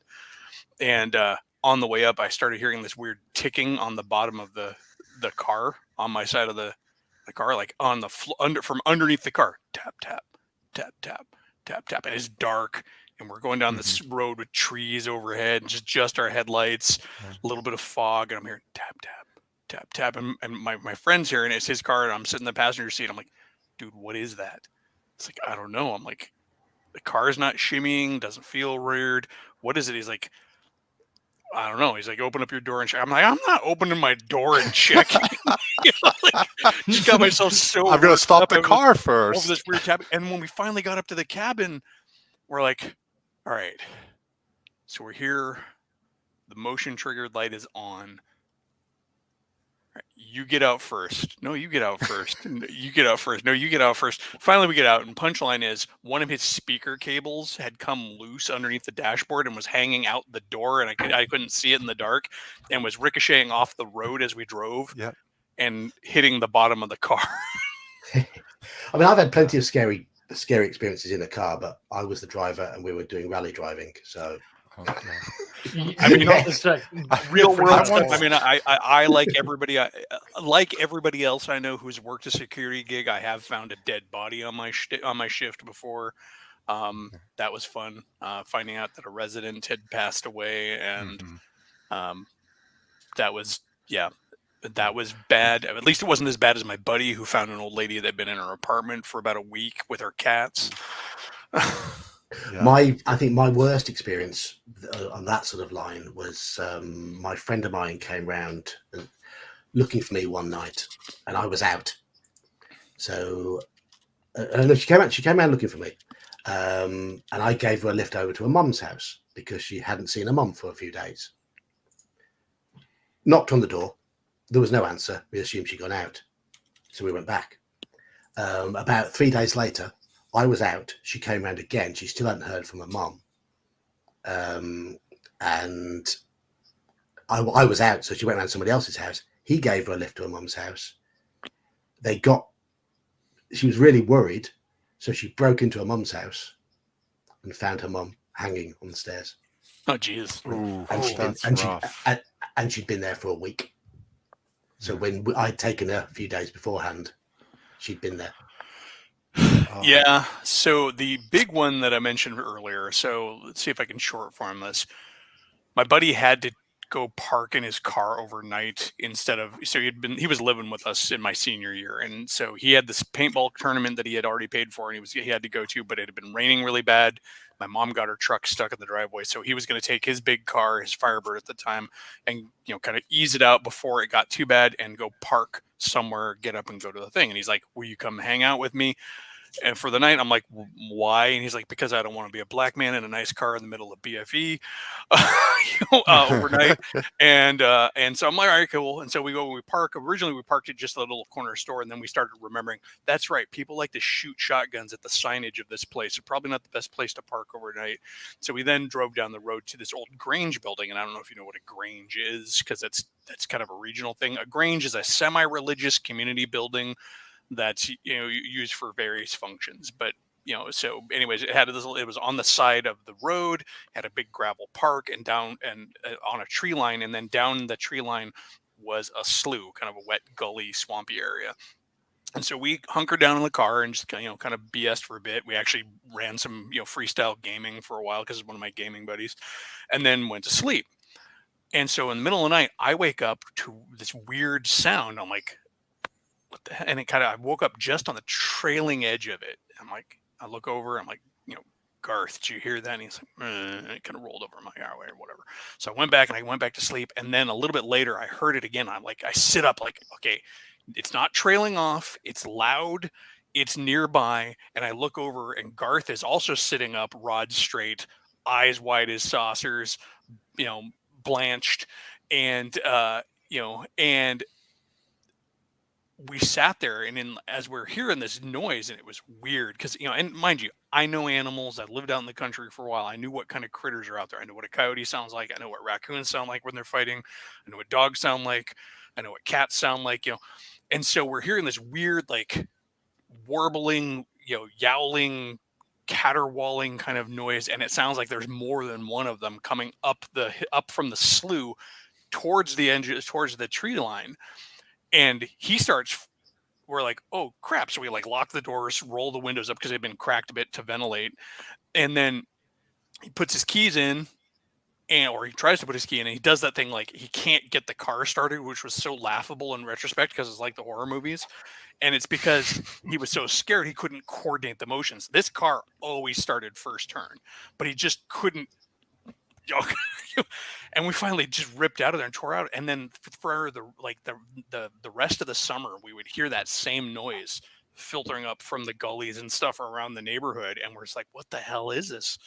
And we never identified it. And it went away after that summer. And I never heard it before that instance or after ever again.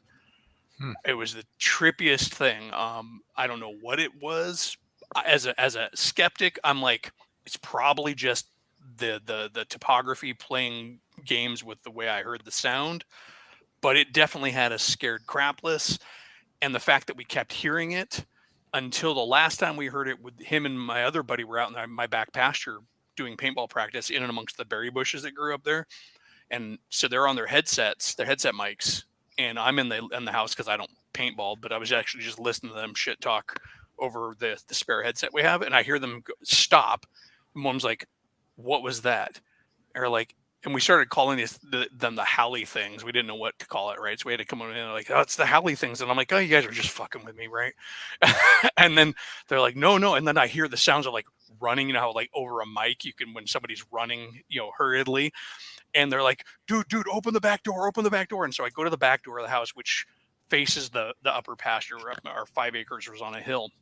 And I see them barreling down the pasture, vault the fence, and then take the 10-foot drop that's on the other side of the fence, because the pasture comes down and there's a cut into the hillside to make the flat area where the house was. And then the property continues down. They vaulted the fence and took that 10-foot drop without even stopping and just barreled past me into the house. And sure enough, over the hill, we could hear whatever was making that noise again. And like I said, coyotes, I know them. They're always in the neighborhood harassing the livestock, harassing my dogs, wild dogs. They're out there, donkeys, horses, mules, cows. I know all of those, raccoons, possums, bats. But yeah, I could never identify it. And after that night, that final night, never heard it again. It was the trippiest thing. Wow. Right. Well, So I once inadvertently terrified one of my campmates. We were camping. I was already a nerdy kid. So anyway, I'm in the tent. It's night. I'm coming out. I guess I went to get something. And it was one of my friends sitting in front of the tent, and he turns around and looks at me and screams in terror and starts doing that thing you see in horror movies where you're like on all fours, but sitting on your bum and scuttling away as fast as he can. And everybody's turning to look, and I'm there like, what did he see? And I'm sort of frozen. And it turns out he saw 2 dots of lights from the fire that was like a bit of a distance away, reflected on my eyeglasses, and it looked like 2 glowing eyes. A buddy of mine is currently living the early scenes, like first act of a horror movie. Yeah, him and his wife retired to a nice colonial brick home in, I can't remember what state. And the first winter they were there, they noticed that there was a perfectly square part of their lawn that didn't gather snow. They Oh, checked dear. they checked the plans for the house. There's nothing there. So eventually they had somebody come in and do some imaging and stuff, and on there is a whole ass room sealed behind the wall of their basement beyond the footprint of their house that's not on the plans for the house or any subsequent plans for the house. Oh. And I'm like, dude, do not open that. Well, it goes one further. He comes downstairs the other day and notices that the basement door is open like 2 inches, and his wife and him are like just down, or like they live alone. They're like, did you close it? Yes, I closed it. And so they've had like cold spots in the basement, and I'm like, dude, do not open that wall. Whatever the hell you do, don't open. I mean, it could be purely historical. They may have discovered an undocumented part of the Underground Railroad, for all we know. Some old puritanical safe room, when they were helping people escape or whatever, But the fact of the matter is, you don't know until you open it. For all you know, there's a wonderful little Raggedy Ann doll that's just sitting in the dust in that room. Don't touch it. That sounds like you just need to fill that place with cement. Just Can you imagine the that first winter where you're just like, why is there no snow in a perfectly square part of my yard? And of course, his initial thought was maybe there's an old sump tank there, or something, right? Some old piece of construction, but it's not on any of the blueprints. It's the wonderful thing about the turn this conversation has taken is the next topic was this. Yeah. Never explain anything. What are the unspoken rules for how we make horror enjoyable? We've literally just been talking about these sort of stories where people were scared or nervous, whatever, because they didn't have an explanation. Oh yeah, I mean, my buddy and I almost went off the road one night because we're driving along on a foggy night and we swore somebody was crawling across the highway, like they were injured. And then as we came up and passed it, it was a large white piece of plastic that was kind of casually blowing and undulating across the road in the dark and the fog. And I'm like, I swear that was a person. Well, pareidolia is something you can take advantage of for horror. Yeah, and when the thing is about it is there's so many things that are just explainable through human behavior, but the fact of the matter is that it could also not be. And that's where you tap into that when you're trying to come up with scenarios and play them out. Let me just ask the simple question of how many times have you thought you've seen something out the corner of your eye? Just how many times you've gone tons. There's a lot of that can be done, and at least within again a game like a horror game is just stand up and you think you spot something out of the corner of your eye. It's can I roll perception? It's yeah, sure. And it's no, but more times than I'm actually comfortable with, because with my fertile imagination and my hungry brain, there are some nights where I'm laying in bed and I can't bring myself to look directly at my open bedroom door at the night. I'm like, because I'm just like, one of these times I'm going to look over there and there will be going to be a silhouette in that doorway. And my brain then says, it may not even be a monster or a ghost. It could just be somebody who doesn't belong in my house. But that's not any better. Just fucking horrifying. A lot of this happens. A lot of this happens as well during those periods where you're just dozing off to sleep as well. Yeah, because that's when the mind really does start to wander. She's asleep, so I can talk about her. But almost every night, my wife will wake up, sit bolt upright, stare around, and babble on about something crawling over the wall or something on the pillow or something on the ceiling. And I know she's dreaming about spiders because she's got a fear of spiders. And for about 30 seconds, she's there going, there it is. No, it's over there. And then she'll grin and she'll go, I'm doing it again, aren't I? As she's coming to and realizes and goes back to sleep. It happens almost nightly. I have done it to myself. When I was a small kid, when I was 6, my brother was born. The doctor that my mom took me to said that I essentially had worked myself into some form of paranoid hallucination. We were in an old Victorian house in Seattle, as old as you can really get in Seattle, but a Victorian style house in Seattle. And my bedroom was at one end of a finished attic with his nursery at the far end of the finished attic, with a walk-in closet between them that had the most horrible thing you can put in the back of a closet, a tiny little door that went to the crawl space under the eaves. Don't put tiny little doors in places unless you want to put a neon sign on them that says this is not evil, and then I'm still not going to trust you. Anyways,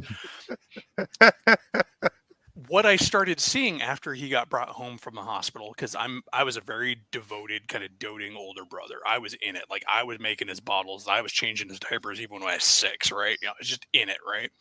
And I started seeing ghostly hands come out of the closet, sometimes even wielding a knife, and hearing scratches at his windows. Nothing that could ever prove it, only my observations. But the best, like I said, the best thing that the doctors could come up with is I was so scared that something bad was going to happen to my little brother that I started concocting evil. And I'm thinking, like, right there's a good chunk of your hauntings and houses. Yes. Isolation, bad vibes, just discomfort that we may not even be aware of.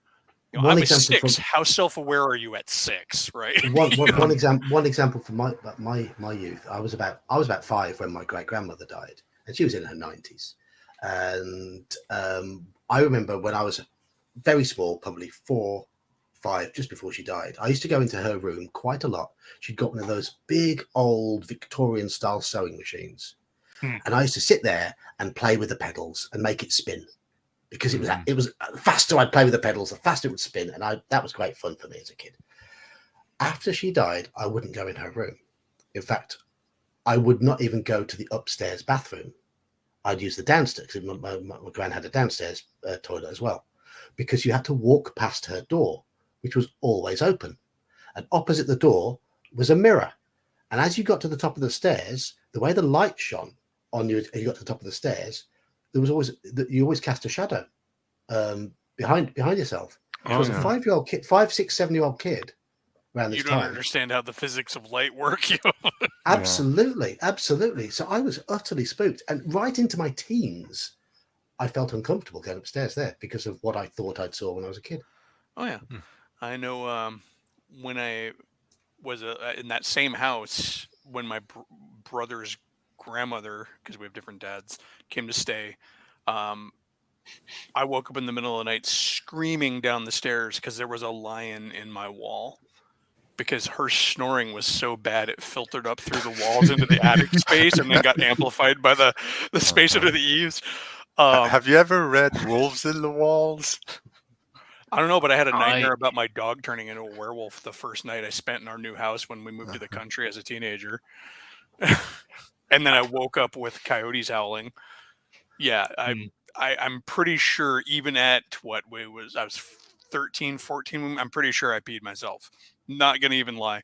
I know, at least from conversations with my mom, again, coming from a family of 5 boys, one thing that she told me and my brothers was the third son, or the middle child, he would have periods where he would be plagued by nightmares, but they were so intense that his eyes would be awake. He would dart around. You couldn't get him to focus. You would try and have conversations with him, but it just would not register. My mom couldn't understand that. She described it as though it was as though he was possessed, because he would just babble. But not babble. He would have coherent sentences of what was happening in his head, and she would try and get him to wake up without trying to cause any form of amplification that could make it worse. And to her, it was the most terrifying thing that she was unable to reach, her son that was clearly in need of someone to get them out of it. But equally so, that's again something else that you can try and bring in. The whole inability to help someone, or the difficulty to help someone, it gives that sense of helplessness, even to those who might be trying to play. Well, I don't know about you all. Good evening, Cody. Evening, Cody. Here's a man with good music taste, as I found out today. Over to you, Yeah. Al. I don't know about you all, but have you ever had any big bugs crawling up between the in the walls so you could hear them?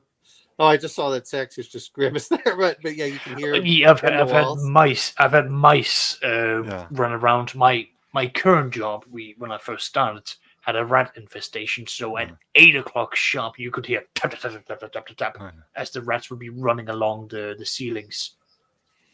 Yeah. So Oh well, if anyone remembers the Temple of Doom, you know when they have the girl Those having fortune to eat with all the cookies? bugs, with all the bugs, you know, Yeah.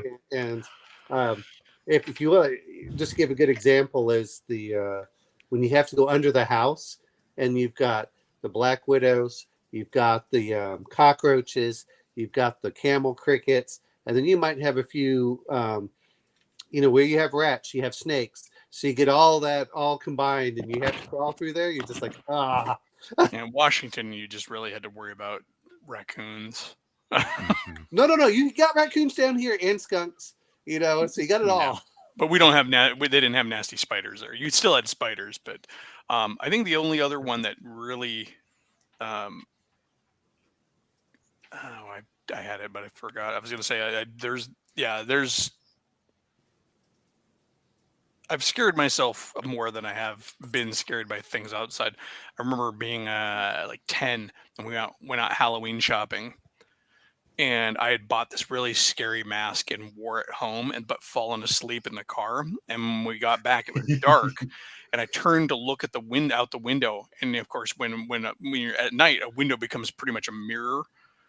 And I was groggy and forgot that I had the mask on, so I look in the window and there's this frizzy-haired skeleton face looking at me, like, ah!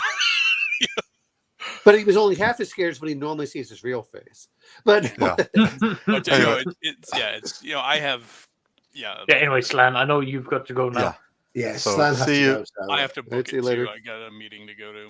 So it's been nice chatting with folks. Enjoy the rest of your horror chat. Yeah. Cheers, Take care. fellas. see you guys Hi. later. No, no, just whenever you talk about these things, man, there's so much stuff, especially if you're sleeping and you hear something at the window and it's raining, you're afraid, you don't want to go out. And I used to do that when I was a kid. And if the dog didn't react, I wouldn't react. That was the one thing. But if the dog reacted, I'm like, something's out there. But yeah, it's sometimes but that's the other part too, is I knew a lady when she'd been former military, and she said she used to freak out every time they went in the woods because she grew up in Chicago and she wasn't used to just all the different sounds that are outside, whether it's a hooting owl or things crawling through the leaves. And man, if you can find out a player who is afraid of, whether it's the big giant cockroaches we have down here, snakes, mice, those are just the best. Spiders.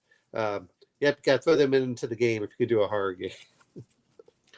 Yeah, I mean, something I've brought up before, the talk I've seen on the internet about find out what your players are not comfortable with.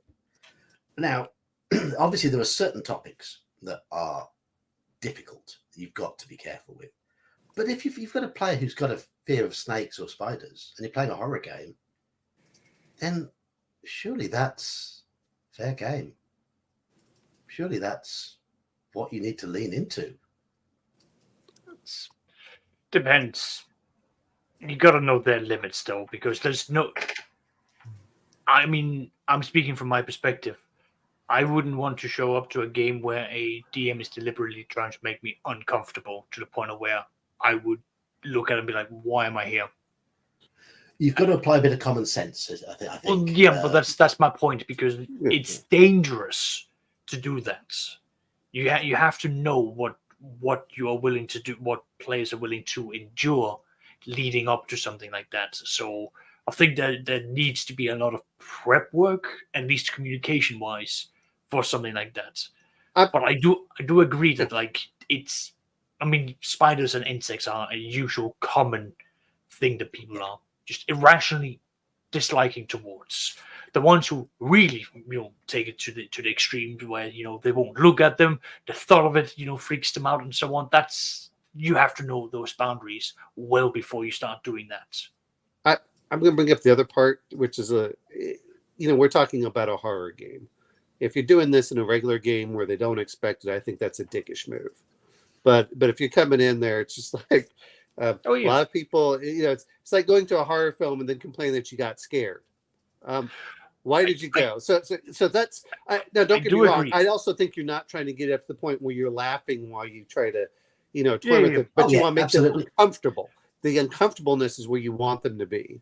But I do agree that if everyone knows we're gonna have a horror game, so be ready for me to do X, Y, and Z again within certain limitations, and if it's been made clear if someone's got extreme reactions to something, then that might be something you can avoid. But otherwise, everyone comes in with at least with the expectation of this is a horror game. I expect to be given some heebie-jeebies. Yes, I would feel cheated if I didn't get some heebie-jeebies. Or something. I mean, it's like it's a horror game, and why does this just feel like the campiest, watching a cartoon kind of thing? But I agree with you. That said, the Lord of the Rings, my friend's wife is deathly afraid of spiders, and when they had Shelob come out, that just creeped her the hell out. Hello. I can see Halakar's question. I've had a supernatural experience. Go on then. You want me to share? Okay, so my family went on holiday to Pakistan in the year 2001. I think I was 6, yeah. And I woke up in the middle of the night, and basically I saw this red, fiery, human-looking thing with 2 horns standing in the corner of the room looking at me. And I remember thinking, what is that? I've never seen anything like that before. And it was just stood there, and I'm pretty sure it was smiling at me. But I just thought, you know what? I'll just turn around and go to sleep, and it's fine. I woke up in the morning, and it weren't there. And I told people about it, and didn't believe me. It's there is a portion during sleep when you're half awake, half asleep, and during that time, you can perceive you're sort of half dreaming, but half not. So that's when you get a lot of these sort of images and experiences, and that's probably the explanation for it. You were dreaming something that because you were not quite out of sleep, you were seeing it there, but you weren't. Well, interestingly enough, the thing that I saw is what we describe in my religion as a jinn. Yeah, I was about to say jinn or ifrit, by the sounds of it. Yeah. Which obviously I didn't know until, I came back to England, started going to mosque and learned about all this stuff. I mean, I've had a couple of them in there, and some of it is just, not that I've seen things, which is what a lot of people talk about. But for me, I remember I was reading a book at my friend's house, and I heard someone open the door. I heard someone shut the door, and then I heard someone walk in the house. And I said, wait a minute, this is not anyone I know. And I ran outside, and I talked, and there was his friend out there too. We went back in the house, and we looked at it. Now, the door was blocked, so they couldn't open it. And, that was just weird. It's like, well, how did this door open? But that said is, they could have been playing a joke on me too. But that was a weird one. And then I had another one with my dog where we had something about our house in Kentucky. Everyone said, oh, that house. Like, what do you mean, oh, that house? No one would. Oh, never mind. You're like, what do you mean, never mind? Anyway, but we had our dog, and she just started barking at an empty corner, and she refused to back off or go forward. And we had no history of mice or anything in there, so that was a weird incident. But those are the closest things I've had. But my friend, her daughter started talking to someone and started saying, "Hold on, Iman, have you got something on? You got something on in the background?" Oh, my dad's watching the news. Oh, okay.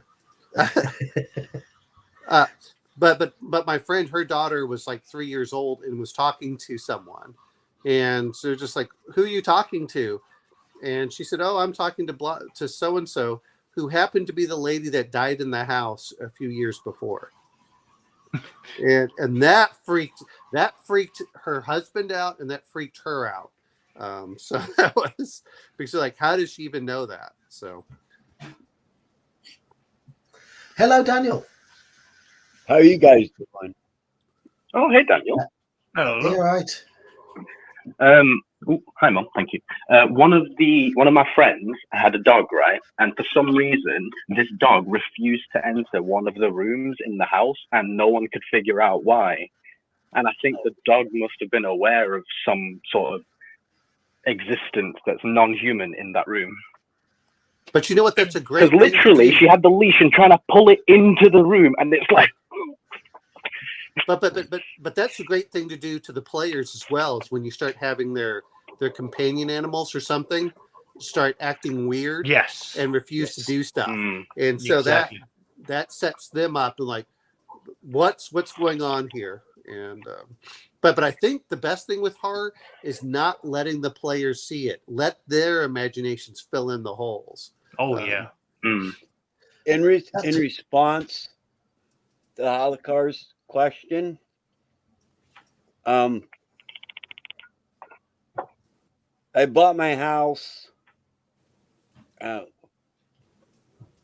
14 years ago, and when my daughter was about 6 years old, her and her cousin were upstairs. When I got the house, it came with a lot of furniture, like bedroom sets and stuff like that. And my daughter and her cousin were up in her room, and they heard a voice. It was a male voice, and I can't remember what it said. I would have my daughter just went out for dinner, so I can't ask her exactly what it said. It's past your bedtime. Yeah, but they came flying down the stairs in hysterics. So I had to go upstairs, clear the house, whatever. And it happened once again. Well, we moved. We were changing out her bedroom, new furniture and rearranging it for her and everything else, painting it and everything. The dresser that was in that bedroom that came with the house, on the back of the top drawer, there was an envelope taped to the back of the dresser. So unless you took it apart, you would have never noticed it. Well, inside that envelope was 2 pictures of the gentleman who had passed away in the house. Once we got rid of that envelope, nothing ever happened again. Ooh. That's pretty freaky. That is freaky. Yeah. I mean, we found those pictures of the dead guy, got rid of them, and everything. No issues since. Well, But you know what? The problem that he has is that he kept looking at the picture that was on the wall, and the eyes kept moving. No, I'm just kidding. Yeah. Was the voice saying, "I'm stuck behind the dresser"? Yeah. Get me the hell out of here. But yeah, oh my that God, was I have weird. to listen to teenage girls. Please let me move on. Yeah. They keep talking about makeup. Make it stop. Yeah. I don't want to hear about your fingernail. All right. Anyway, it's getting a bit late my side, so I'm gonna have to bounce here, gentlemen. Good talk, All right. everyone. See you later. Cheers, Oscar. Oscar. Yeah. Cheers. Stay here. See you after. So, I mean, this particular period of the stream was intended to be about unspoken rules for how we make horror enjoyable, and this whole sort of unexplained experiences. There may be explanations, but certainly at the time, your brain doesn't come up with a rational explanation, whether there is a rational explanation or not. And that's a key part of a horror game. It's the what can be explained isn't scary, not usually. So you have to have something in the scenario in the game that needs to be unraveled or that delved into to see if there is an explanation. But while there is no explanation, it keeps the players on edge.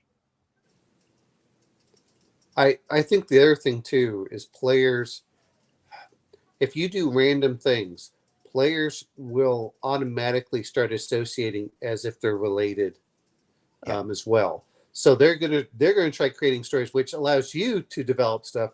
But if you want to have some real fun, is give a logical explanation and then also turn it over that it was also kind of supernatural. You're like, wait a minute.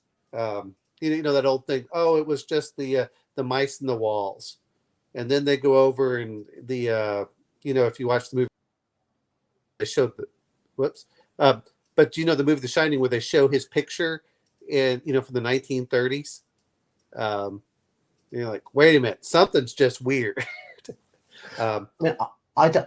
As I've said before, I don't watch horror films. I am squeamish, which is very odd. You big baby. Yeah, considering my favourite game is Call of Cthulhu, and I have no squeamishness when it comes to running or playing in games. It's only the visual depiction. I can look at artwork that's quite disgusting, but if it's a photograph of something real, then my stomach goes on me. Even though I know horror films aren't real, they are realistic enough to cause the same effect. So, generally. So if like a video game was realistic enough and it had gore, such as Mortal Kombat, would that put you off? Or I've not experienced that yet. Not experienced realistic enough in a video game. Okay. But the one horror film I have sat and watched and I thoroughly enjoyed was the Blair Witch Project, because it was non-gory. You would really like Cloverfield then. Have you seen Cloverfield? No. Cloverfield is exactly that same type of film. Yeah. Cloverfield 10 I like better because there's that psychological aspect. It's like, are we safe leaving? And are we with the are we safer outside than we are inside? Which is like, it's really, if you want to get that tension in there with the psychological aspect, which I think also applied to The Shining. I think the movie, because the movie was not that gory. There's like one or two deaths maybe, but the elevator blood scene was pretty much the height of it, wasn't it? Well, yeah. Then there's the axe when they kill off was it Scatman or anyway. But there's the thing where they're breaking down and they start hallucinating, and then but at the end, what do you see? You see the Jack Nicholson character in the picture from the 1930s. So there, even though it's quote modern day, which would be 1980s at the time, but I think that there's those aspects too. Is you want to give it both. You want to give it where there's both a rational and irrational explanation, and and let the players keep guessing which one it should be. The Blair Witch Project never had a rational explanation. It never explained anything, did it? Well, that's the thing with Cloverfield is it's like a found footage thing, and it's all just sort of chopped and put together, and there's not really much explanation for anything. It's pretty much whatever you can figure out.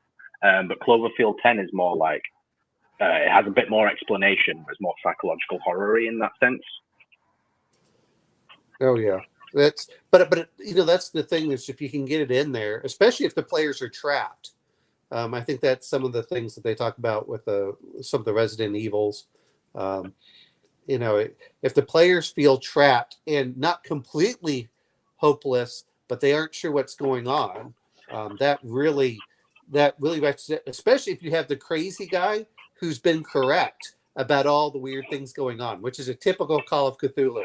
Just ignore that crazy, insane beggar on the side of the street, even though he's completely right the entire time. I think Resident Evil 7 did the best job of keeping that sort of balance of dread, but still empowering you enough that you could carry on going through it. Mm-hmm. I've not played any of the Resident Evil games. Resident Evil 7 was a level above. Like, I literally couldn't play it. Nothing happened, and I just stopped playing because I was just the dread got to me. Like, the anticipation of, like, when is something going to happen was too much. Oh, you know, the other one is, if anyone's played Alien Isolation. I've got it. I haven't played it. I'm kind of scared to. You know, my friend wouldn't play it alone, and he was in his 30s. I had to be there, you know, next to him while he was playing the game. Otherwise, he'd get for too moral terrified. support. Yeah. And that's the other part. And I know that John doesn't like this, but man, so many of these movies with the music, and it creates that tension, and you're just like, just break it, just let it come out. You know, Music actually makes or breaks horror, because if you watch a horror movie with the sound off, it's not terrifying at all. I think the other thing to do with horror is if the players are going through it, and all of a sudden you're saying, all right, you hear this noise behind you, especially the party split up. Look at it, you say, okay, I'll get back to you. And you leave them there, and you just leave them hanging, trying to figure out what's going on. And you go to the other group. That's like, oh, come on. When I ran Forget Me Not, was it your group I did that to? Or was it the other group? Maybe it was the other group, because I thought we were pretty much together. I think, no, you did it to us when we went to the hospital. But yes, but I did it on purpose because Gingerbeer's just so entertaining to listen to. You know, I did that completely on purpose, and I left you. It was you and one other player who was in the hospital. Can't remember who it was. And I just left you hanging, and I left you hanging for a good hour. Oh, probably an hour and a half, 2 hours. An hour? An hour and a half, 2 hours? Well, part of it was fun to listen to Gingerbeard. So I was really staying more for Gingerbeard than anything else. Because Gingerbeard's hilarious when he plays. John has Reign of Terror behind him. Gingerbeard was the straight character in that game. But when we did Forget Me Not, Gingerbeard was the comic relief in Forget Me Not. Yeah. But I left you hanging on purpose. I wanted you to really wonder keep wondering what had happened to your characters. Do you remember how I hanging any longer? His arms would have got tired. Well, what I did is I was doing other stuff in the background too, which was fine. So to me, it was more like a radio show at that point, which I was okay with. Yeah, well, I mean, if you feel that you have to be part of the game, it's one thing. But if you can sometimes just sit back and enjoy listening to how they're playing, it makes it fun as well. So, and then that's what I've been doing most of the stream. Then the phone call came to one of the other two characters. Could you please come to the hospital? Oh yeah, and that's when you found out that your two characters had died. Yeah, and that's why I left you hanging. Yeah. Yes. That was probably the biggest failure of Forget Me Not in terms of a group playing through it. But it was a lot of fun. But in terms of success, you weren't even close, were you? I don't think. No. Well, we all had fun with it. Absolutely. That is a success.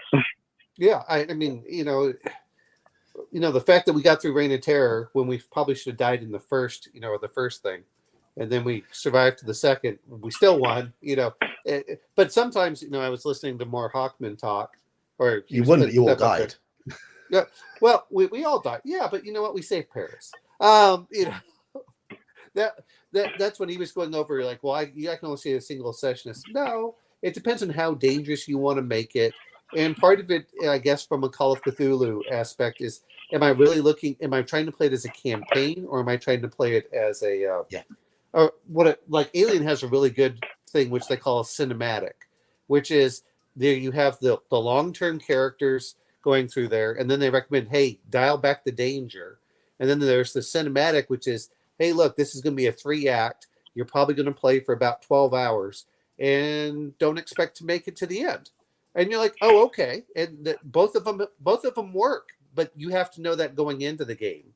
And it's like, okay, here's your pre-gens. Let's go. And cinematics are perfect for that aspect. And then you can dial up the danger. But if you're doing a campaign, you need to keep the danger fairly low to moderate, especially in Call of Cthulhu, where you want it more the characters to probably go insane than just die. And that takes time. And I noticed that in the one-shots, whether it's Forget Me Not or things, there's a big difference between the campaign version of Insanity and the one, I call them one-shots, but they're really cinematics. The cinematic aspect of Call of Cthulhu, where your characters will probably go insane after this one adventure. I mean, Mage's character, when I ran Mage through, I think he was in the other group, wasn't he? Went through Forget Me Not. His character must have lost 50 sanity in 2.5 sessions. Which, if you're running a campaign of Call of Cthulhu, that's not going to happen. Not unless you do something really, really stupid. Yes. Well, and I think that a lot of it, even the big monsters, only supposed to take like 2d10 in most cases. So yeah, it's really scaled down for that. But if you don't ramp up the sanity loss in the cinematic scenarios, then insanity means nothing. So that's where it comes into it.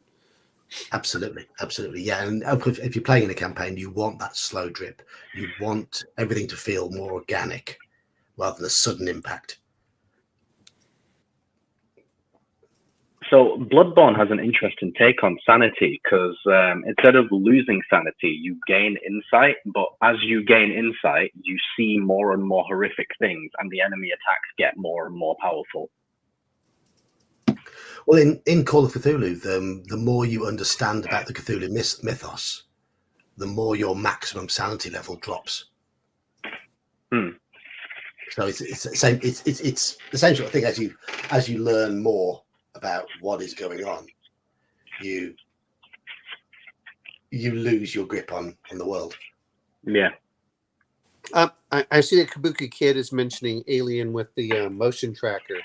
Man, that is a good way of doing things too. If you're more in the sci-fi aspect, is there's something out there, it's there, but you aren't sure what it actually is, and that, or where it is, or even what it's thinking. Well, it could be a cat. Is the point? You don't know. It's that. Do we look? Do we? It's coming towards us. What do we do? And I think that's the. It's those kinds of things again, filling in the blanks, where the players are filling in the blanks without the characters actually knowing, and so then that ramps it up.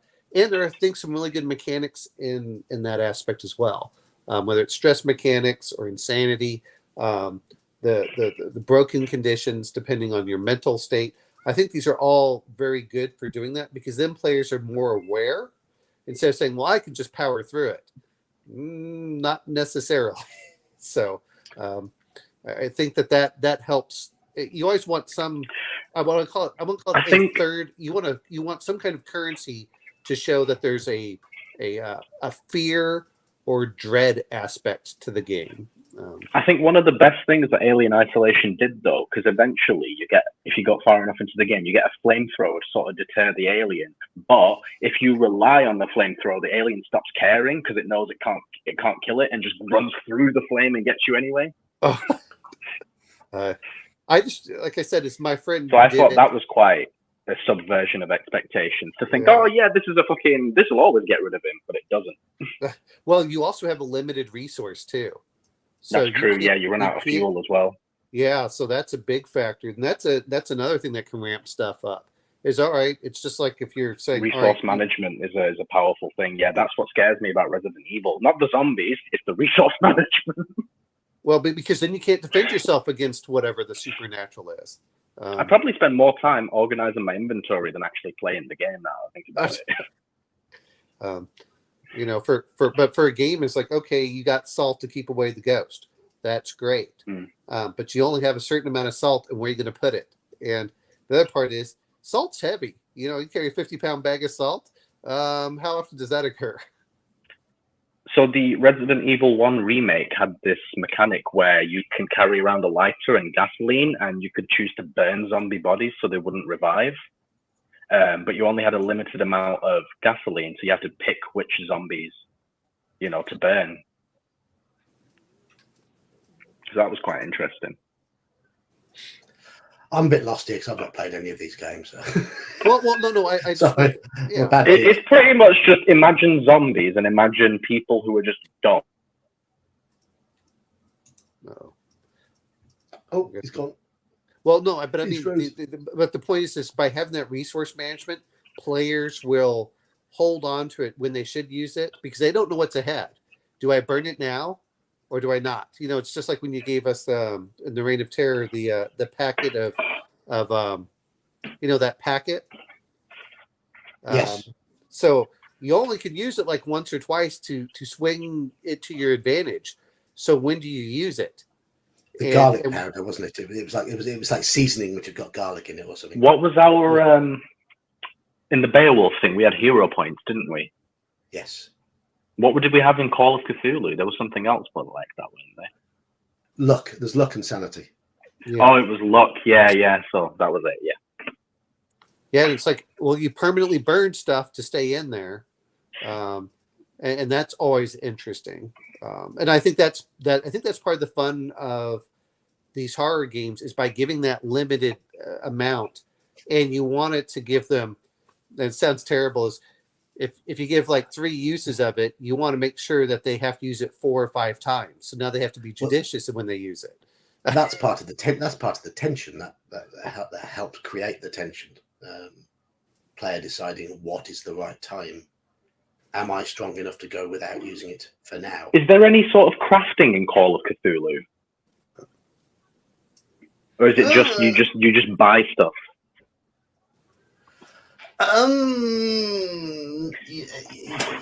You buy mundane stuff. There's no real crafting as such. You can't like combine items to make like a more powerful item or anything. Magic items in Call of Cthulhu are generally things you don't want to have. Okay. Because of the reason for them being magic. Yeah, that makes sense. Did you ever watch Friday the 13th, the TV show? Not the TV show, no. No, because they would have stuff like that where they had to collect these magical items. They always came with a curse. It's very similar. And so the point was to collect these items because they would pretty much damn people whenever they used them. So that's what you're trying to do. It's like, well, you get this advantage now, but it's going to cost you your soul in long term. So do you want to keep them or not? Quite often a solution in a Call of Cthulhu adventure is hidden in an ancient tome. But if you read that ancient tome, your grip on sanity is severely dented. But somebody has to read the ancient tome to learn the ritual, which will help you succeed.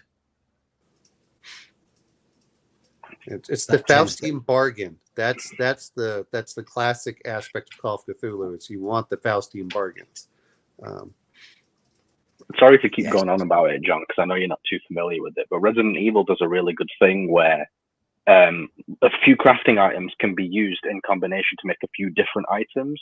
So sometimes you have to choose between whether you want health or ammo because it's made out of some of the same raw materials. Yeah. It gives you the choice, but it limits. So it's like, oh, do I want more health or do I want more ammo? Because you're going to have to use one or the other at some point anyway. It's just, you have to make that decision of, is it worth having an extra health potion in case I need it, or do I need these extra 15 bullets? Right.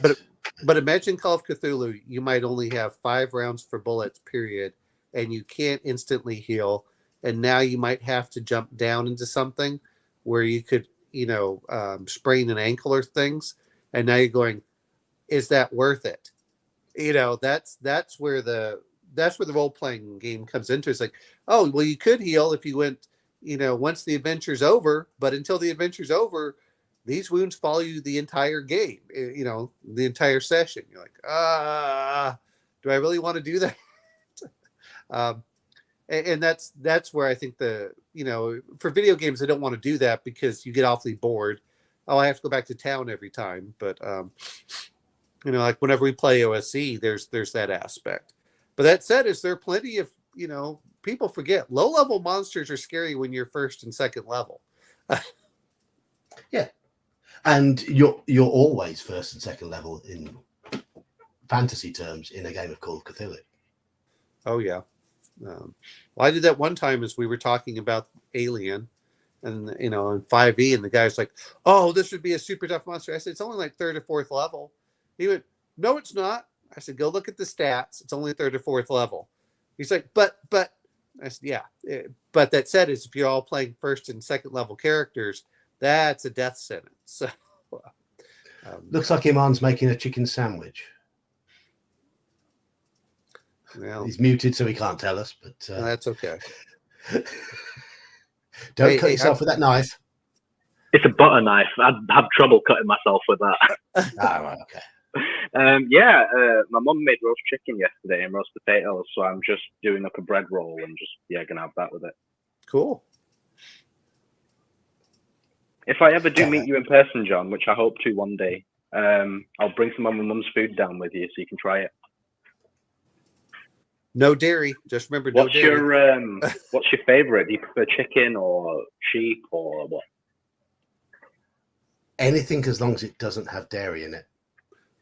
It has butter in it, but that's it. But not like it doesn't have like heaps and heaps of butter. It's like a tablespoon for like a whole curry. Oh, I'd be all right with that. Yeah, that's okay then. Well, just remember, if you give him butter, you will suffer along with him.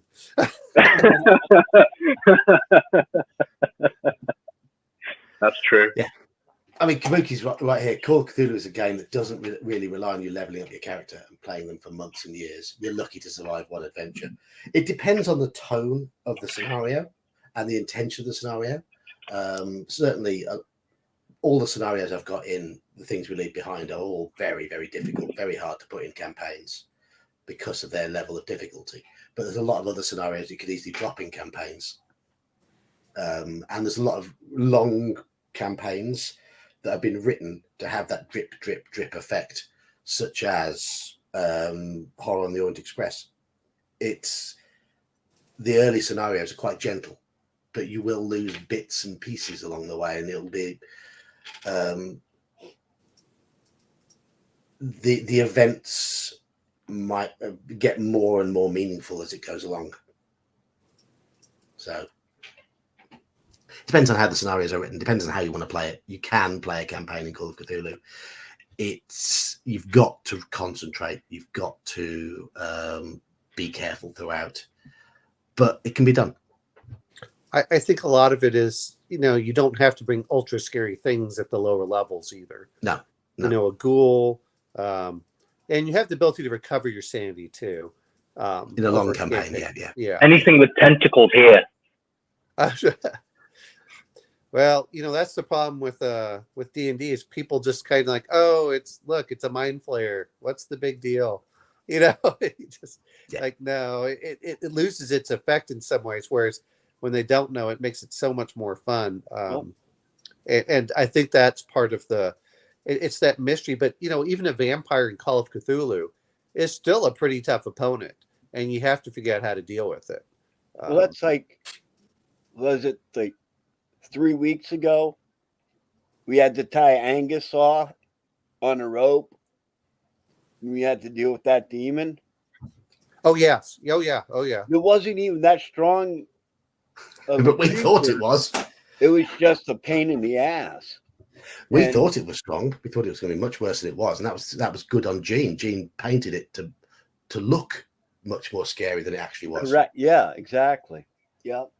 Well, and it's only because we had a magic weapon. If we didn't have magic weapons, it wouldn't have mattered anyway, whether it had 100 hit points or 3 hit points. Yeah.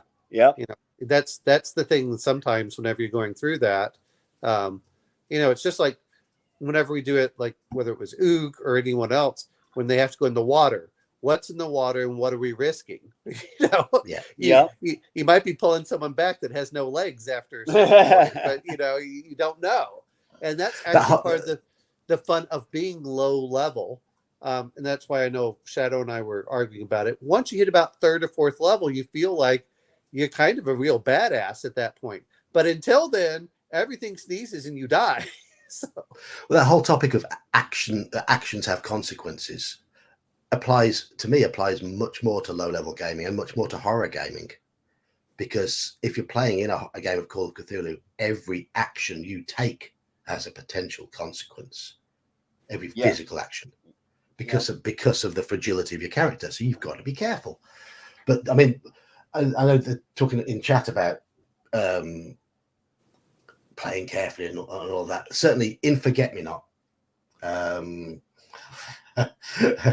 it's written quite so brutally that play it carefully or not carefully, it's going to be difficult. It's going to be very difficult, and it's a scenario that is purely written for one-shot purposes, and it is written to really, really push the boundaries. And I'm looking at Alphabet. I don't disagree. That was my problem with one shots. Is one shots players will burn all of their resources up in the one shot, whereas, you know, that's so. I'm not trying to say that one way or the other, but you have to understand that. And you know, I was playing. Oh, what was it? It was one of the knockoffs of Blades in the Dark, Scum and Villainy, and players, because stress doesn't follow them after the adventure, they were burning through as much as they could, and that's a big difference between the single, or I want to call them the cinematic aspects and the campaign aspects, because now you don't want your character. You know, if we're doing cinematic as, you know, half a joke, fine. You know what? I can lose my hand. I can do something else. Boy, you're playing that in a long campaign. Losing your hand pretty much might mean your character's retiring regardless. So you're a bit more careful in that aspect. Absolutely. I mean, and I think, I know when you played through Reign of Terror, it's a hard scenario and I've racked my brains for ways of trying to work out how you could theoretically do in the bad guy without getting yourself executed as a result. I think probably the only way is to think, okay, there's going to be buildings around, to manage to keep hold of your weapons and then take some lucky shots from the buildings to give yourself a chance of getting away. But the other part of me goes, if we had done that, it would have felt less heroic and epic if we had done so. Yeah. You know, and if anyone that's part of the point, because you know it's a one shot. You try and make it a bit more epic. I mean, anyone that's watched the movies like Soylent Green and some of these others, you know, where your hero does die at the end trying to stop whatever's occurring. Those just make good stories. And we knew that we were never going to use these players again. Actually, I mean, to be fair, they came back 5 years later, but we didn't play it as if they were going to come back 5 years later. How in the world we survived the first combat was just sheer luck anyway. But we were okay with it. But you were playing three or four characters, and there was a few spares. You were playing 3 characters, and there were 3 spares who I could have brought in for the second scenario. So, but you played the first scenario absolutely fine. You know, well, and you did give us some help because we went way off the beaten path. But I think that's part of the thing that goes into it, and this is why I know that people talk about story games and things. It's the cinematics for Alien, of which they've done 3 of them. Your characters don't go from one cinematic to the other one, and they're completely different. And the real question is, does your character survive the end of the cinematic? And that's what your bragging right is did I get all my accomplishments done, and did I survive to the end? Now, sometimes your character still intended to die at the end, but did you die in a heroic way? You know, that's kind of what you're going for. I didn't die stupidly. I wasn't the first character to die. Those are kinds of things. But and I know they're talking about killer DMs. Yes, we've always had to deal with killer DMs, and at the end of the day, I hate saying this, killer DMs tended to become players fairly quickly, or they weren't playing at all, because someone would say, "I don't like your game. I'm going to be the DM now," and we kind of round robin along that, and that's how people end up being forever DMs. We had one guy in our group who got a bit of a reputation, and thus we'd only ever playing games with him when he was running Paranoia, because his DMing style was perfect for Paranoia. Because you're meant to get splattered in that. You know, and I know that Eli says that some people never outgrow it. I don't disagree with it, but we're actually in an age, despite everyone complaining about, you know, one group or another, you can find another group. If you don't like the current DM, you can go find another group. Most of the time, the reason that you're stuck with the same people is those are the only people that you can find around you that will play. It's or easier just entertain. nowadays. Yeah. It's easier nowadays. Gene says he saw a gaming video where it says not to describe things you don't want the players to explore or waste time on.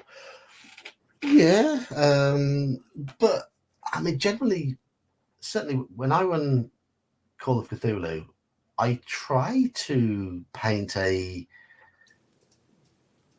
realistic an image of the town or city or whatever as I can, and that almost certainly leads the players into going to areas that are not described by the source material and going off on wild goose chases. And I have to be prepared for that. I have to be ready for that. And I have to be able to try and then find some way of steering them back, but by using the resources at my disposal. I'm going to mention one other thing about that, which I found interesting for the players. Even when I would tell them, this is nothing, don't worry about it, this is just for atmosphere, they still focused in on it. It was like, look, out of character, you know, this is just for atmosphere. This is for you understanding what's going on. Don't worry about it. It has nothing to do with the, you know, they would still spend 40 minutes on it. Like, it's because you said don't worry about it. Well, as soon as you said don't worry, everyone's like, right, we're worrying, that's it. Well, but that's the problem of, you know, and I will mention this much, is I became a DM because I became a rules lawyer as well, and a power gamer, because I did not trust the DM to make the right decisions or to be fair. And that's not necessarily fair to everyone, because we did have to deal with those killer DMs. And as I've gotten older, I'm just like, oh man, oh well, you know, and you move on. It's yeah. I suppose a lot of DMs though. I mean, some, as Elfbait says, some don't grow out of the phase, but the majority do. And the ones who don't outgrow the phase, they tend to lose a lot of players. You know, that's the big part of it. You know, and I always find it funny because I don't know how it was with you, John, but whenever I played, most of the players wanted to be DMs as well, because we were all kind of control freaks. So, absolutely, yeah. It was probably 60% were DMs, and you know, 40% wanted to only be players. But nowadays, I've noticed that apparently it's brought in a lot more players who never want to DM, and that's where I think things have started changing. I also think that there is something with the Matt Mercer effect, is people think you have to be awesome. And what I've generally found is that people are very forgiving, especially if you're a DM. You're a lot more forgiving than the DM. Of course. Yeah, I mean, a lot of us are nervous when DMing. We want to be perfect, but we never are. And it's all part of growing up, maturing as a DM, realizing your imperfections and sometimes leaning into them. Look. Yeah, well, yeah, but I mean, you know, it's the kind of thing I look at. It's like, okay, most people wouldn't say this is a great DMing session, but we still enjoyed it, you know. And that's, I think that people forget that role playing is a way of becoming both interactive and a good excuse to be social with each other. Absolutely.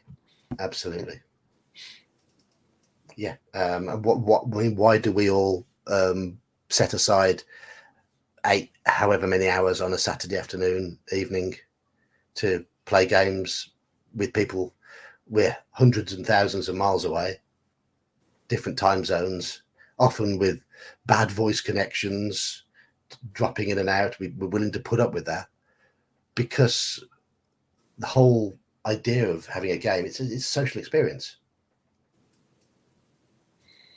So yeah, and I think that's the problem that, you know, some of these newer players, they come in with the Matt Mercer effect instead of just like, oh, our friend did this and we still had fun. It's just like, well, just describe it. And of course, as we get older, you're going to get better. That's just what's going to happen. The more you do it, the better you get, in most cases.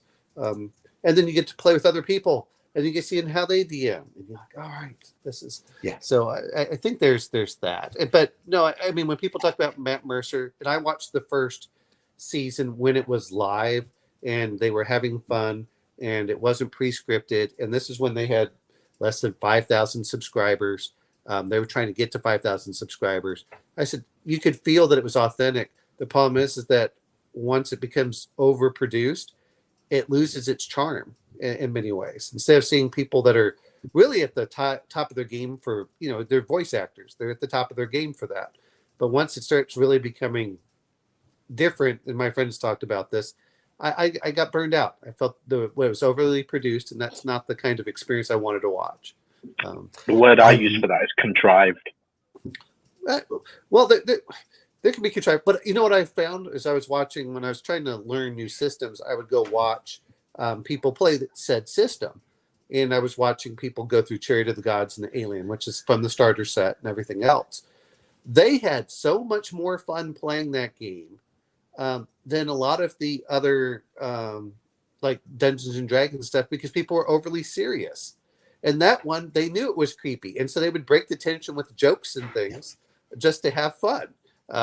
So yeah, I mean, the only sort of live play ones I've ever watched in their entirety, they've all been Call of Cthulhu style games. They've always been investigations. They've always been you don't want to be watching a game where the mechanics are a major point of the stream. Didn't you mention about doing House of Hell on a Friday at some point? Because that's very much Call of Cthulhu from the investigation you have to do. Yes, yeah. We've played House of Hell on a Friday quite a few times and died every time. So I want to get that. I think it was probably before I was a subscriber. Yeah, because you know the solution to it. Vaguely, it's been a while since I played it, but I do sort of remember that there's some. It's like like when you have to like add 50 or whatever to a reference, it's that kind of thing. Yeah. Wait a moment, I have to mention Bear's favorite person, who tells us exactly what to do, which is good old L. You know how much those two love each other. Oh, that troll. Well, he's a complete troll, but sometimes he's funny. Sometimes he gets better. But man, that is the one person that gets under Bear's skin. But whenever L's now got me blocked. So. Oh really? He's the one who turned me into a chicken in John's OSE session. I think it might be due to the way I portrayed him in that dungeon that he realised I was taking the piss. No, okay, so he can give it, but he can't take it. Looks like it. Pathetic. Well, but some of it is that he would watch John whenever he would go through those adventure books. He's like, no, we went this way. You need to do this. He was like keeping notes. Oh yeah, really serious about it. Really serious about it. So I think that was kind of fun. And troll, yes, L is a troll, but he's also sometimes funny and sometimes he's not. And I just like, well, you know what? It's easy enough to get rid of people and just block them and not worry about it. But I'm surprised he blocked you, John, of all the people. Yeah, you're the bloody channel. Yeah. Well. I mean, all I know is I don't see his chat comments appear in anyone else's streams now, but they're talking to him. So you know that he's there through that. There. Yeah. Right. That's pathetic. That is. Well, it's fair enough. If he wants to do that, he wants to do that. That's completely up to him. Well, and he's if he's telling the truth, then apparently he is probably about 10 to 15 years older than the rest of us. And he's in the hospice apparently. So. Oh shit! Really? Apparently, we don't know who these people are behind the. Allegedly, yeah. That's what he claims, and I wouldn't doubt it. It's because like, hey, if that's the case, maybe that explains a bit of his behavior. But sometimes he comes back and he's actually pretty funny and jovial, and you're like, oh, okay. But I agree with you. He can turn on a sixpence, though, can't he? Yeah. I mean, he has had to ask some very constructive questions from time to time, but it's in between all the poking and prodding and trolling. Oh yeah. Yeah. But yeah, But a lot of these are just games, and I think it's especially horror games. You have to play several times to learn, and it's the kind of thing that as I get older, I'm just like, everyone talks about an X card. Oh, I wouldn't allow an X card. No, but if I get really offended, I'm standing up the game, I'm calling them out, and I'm leaving. Boom. That's an effective X card right there. And to me, the X card is really for people who don't have that kind of backbone, or they're much more passive, and it's to give them a safety thing. But even when I've played in whatever game it was where they use it and we all talked about it, I've never seen it used, to be honest, not once. And I think it's more of it's a safety blanket kind of thing than something they actually use. And to be fair, if your DM's being a dick and you really have to pull it out, then that's, you have other problems. So that's true. Yeah. I mean, the best thing is just use a bit of common sense. Yeah. Use a bit of common sense. Know your players. Use a bit of common sense. Yes, I mean, as I've said, you want them, if you're playing a horror game, to feel a little uncomfortable. You do want to dig into the odd little fear, a bit of paranoia somewhere, but you don't push it to the extent where they're going to be really actually scared. Really worked up. And there's certain topics you have to be very careful about. It's pretty obvious what those topics are. I was looking into cults, and I'm like, look, I would never, for some of the stuff and the topics they go into, I'd be like, look, just by even with the artwork, I'm like, you know what? It's not my kind of game. And it's not your kind of game. Just from a current policy thing it's much easier at the end of the session to get up and say, hey, this isn't my thing. I appreciate it. Good luck, but I won't be returning. And there's no hard feelings. Because the other point is it seems like, the internet Twitter troll kind of aspect is they want to burn everything down. And I went, why would I burn bridges? Because there may be a chance that I get to go back, or when they try a different game, I may want to come back. Now, if I really don't like people, I won't. Absolutely. But I think that's the problem. Is there's this, and I don't mean this, there's this binary, all or nothing. And I went, I don't want to be that way. I'm just like, hey, look, you're too far over. I'm not going to go there. And if I get a really bad feeling, I'm just not going to show back up again. But if my little spider sense doesn't go off about the players, I'm like, all right, it's just not my game, guys. I'll go somewhere else. It's just like if we all decided to play a science fiction game with EL Geek, and he went, hey, look, I'm not really into this Gamma World aspect. It's like, all right, but it doesn't go like, you're not playing the game I want to play, and because of this. Absolutely. I mean, and I've always been very open, and that I do like to lean into some of the darker aspects of a lot of the Cthulhu adventures. For my old Friday group, half of whom are now my Monday group, I knew from the jokes they were telling at the table and the sort of games and films that they were talking about that there was going to be very, very little that was beyond the pale for them. So I intentionally sought out lists of the most gruesome Call of Cthulhu adventures, sought out those adventures, and tried to push them as far as I could. Sure. Completely failed. They just found it. They just found it more and more funny the more disgusting it got. Yeah. Well, the other part is, you can't deal with this, but I've seen with Sirenscape and a few others where they do the background noises with the dripping water and things like that, and sometimes you can feel that, but sometimes it's just too much. You're like, look, especially as I get older. Hey man, I need enough light to see my character sheet. My eyes aren't very good anymore. Please don't do that. Yeah, and stop putting candles around, or like, oh man, you put scented candles. I can't take this. It overwhelms me. It's so funny because as we get older and older, it's just like we're gonna become all grumpy old men, very similar to L. Maybe L's 90, which would be even funnier. But we are grumpy old men. I mean, Iman, you're an honorary grumpy old man. I mean, thank you. I appreciate that. Do you know what? I feel like I've got an old soul. Well, I mean, you're 30-ish. 28, yeah. 30-ish, yeah.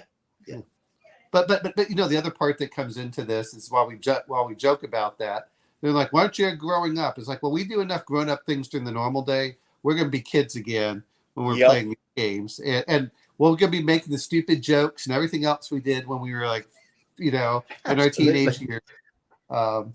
It's like, oh, okay, but it's all in good natured, and that's part of it. But it's not that I wouldn't want it, but sometimes, and I'll be honest, if I feel someone's getting way too occultish, I'm like, maybe this is more than a game, and I really don't want to be involved with it. And that's just you get that kind of feeling about it. It's like, well, but again, we're at the age now where we're like, we'll just play online with some other people, but I don't want to go to the nines for it, and I think that applies to every game. Is if you as a personal, personally feel that you're in an unsafe or very uncomfortable position, then the best thing to do is just pick up and leave. I mean, that's the now. If you're just feeling uncomfortable because of what's being said in the game, that's a whole different aspect. Yeah, absolutely. No, sorry, I mentioned. I mean, I think the feeling of futility is a key aspect of horror. But in my opinion, a good horror scenario will have some solution built into it, albeit often one that's well hidden and requiring a significant degree of lateral thinking by the players. Oh yeah. I agree with you on that. It's the like we were talking about with the monster that can be hurt except by magic weapons. It's like, well, there have to be other ways of dealing with it somehow, but you can't give it so there's no solution. You want the players to feel that there's an option, but the option that's most obvious is not the one that they can take. Yes. And so now it's interesting, and I think that's one of the things that I'm going to bring something up which is a little bit different, because as much as I knock Tomb of Horrors, but how do you guys feel about traps for creating some of that tension? Often the fear of the trap is worse than the trap itself, and I think that's a good thing. All you need to do as a DM is trap something early on, and it'll create tension throughout the rest of the game. And I think sometimes there's that aspect too, which is, and the only reason I mention it is because Grimtooth's traps came into mind, because they're going to be having the Kickstarter for that. They're going to be having the Kickstarter for it, and I'm like, oh, okay, because I like to pull it up because I'm listening to some of the traps, and some of them are ridiculous, but others are actually like pretty cool. And now the players, you can be even more careful. Because I was just seeing one that was called the spinning trap, where basically the characters get spun into different rooms. Now what do you do? Because now all the parties separated, and one of them and then they have to try regrouping together, and that can be kind of terrifying when you're like, yeah, we're kick ass, we can do this, we're gonna make it through, and they're like, where did the cleric go? Yes. That's that sense of loneliness, that sense of isolation. Well, especially when that's your backup, that you need a healer and everything else. And you're like, oh, and that's, I think that's part of the fun for it as well, as the, when you create the tension of characters and players feel very secure when everything is, when they have everything blocked out and they're ready to go. We've got our tactics. Let's say, for example, our Saturday party, we've got Angus with us, who is now a 4th level cleric. So skeletons aren't much of a worry. But what happens if, say, my 2nd level fighter and somebody else's 1st level thief get isolated and come up, come against a wandering monster encounter of 5 skeletons? And we're separated from Angus. All of a sudden, it takes a whole different turn. Shit hit the fan. Absolutely. But that creates tension. And I think that's sometimes, that's sometimes why I didn't like certain things in the old modules where it was save or die. Like, well, that's not nearly as interesting as it is of, guess what? It's save or be debilitated or being separated. Now everyone's, now they're, because if someone dies, they kind of like, okay, I'm just going to tune out. I'll go look at something else. But boy, when that's separated, now they have to still remain engaged, but they aren't sure what they're doing. And so it's a lot of those. I mean, a lot of the save or die, that death instantly. I think that's quite dull. And I will often draw out the death. But by drawing it out, it gives an option to possibly the players to do something about it. Take for example, my face-to-face group, we played through UK4. When a star falls, and one of the players drank some poison, and it says save versus poison or die in the adventure. But what I decided is it would take effect over time, and the party then tried to race back to a druidic ally to see if he had the means of curing poison. All the while I was having the character make system shock rolls and things like that to see if he was surviving, and it created tension. The character didn't survive. Unfortunately, the character didn't survive, but it gave them that possible get out, albeit unlikely, and at least they tried. I like that, John. I like that. It's a very good idea. Well, even our I guess is Gene M the same one that's Istiltar, but that's Istilar, yes. But when you look at the poison, the Black Widow giant spiders, it says you have one turn, and that's why I don't like instant death. Instant death just means you're like yeah, but I like that fact of now we have to figure out what to do. We have to get this fight over with quickly. Let's go find a cure poison. We have to do something. And it does create that additional tension in there. And and if you're debilitated, well, this is the other point of why I said I like limb loss and things. It's because a character that has lost his leg and they're, or a broken leg, which is a good one too, the other players have to drag them out. If they're dead, they can just leave them there. Like, so-and-so died. We aren't going to worry about him. But you loot the body. Well, but exactly. But what do you do with the guy who has the broken leg? You're like, well, we better pull him out with us. And now you've created a whole other level of logistic aspects, and you've slowed them down. There's going to be more wandering monsters, and so it's like, well, do we just leave him behind? Well, no, because I actually like this person, and I don't want them to get mad at me in real life when we abandon their character. So there's Anyway, we have hit pumpkin hour. We have hit pumpkin, which is a shame because the numbers of people in chat have climbed for the last 20 minutes or so. So unfortunately, those of you who've just joined us in chat, you've arrived as I turn into a gremlin. But I'll hold on. Iman, did you finish your sandwich before midnight? I did, yeah, I did.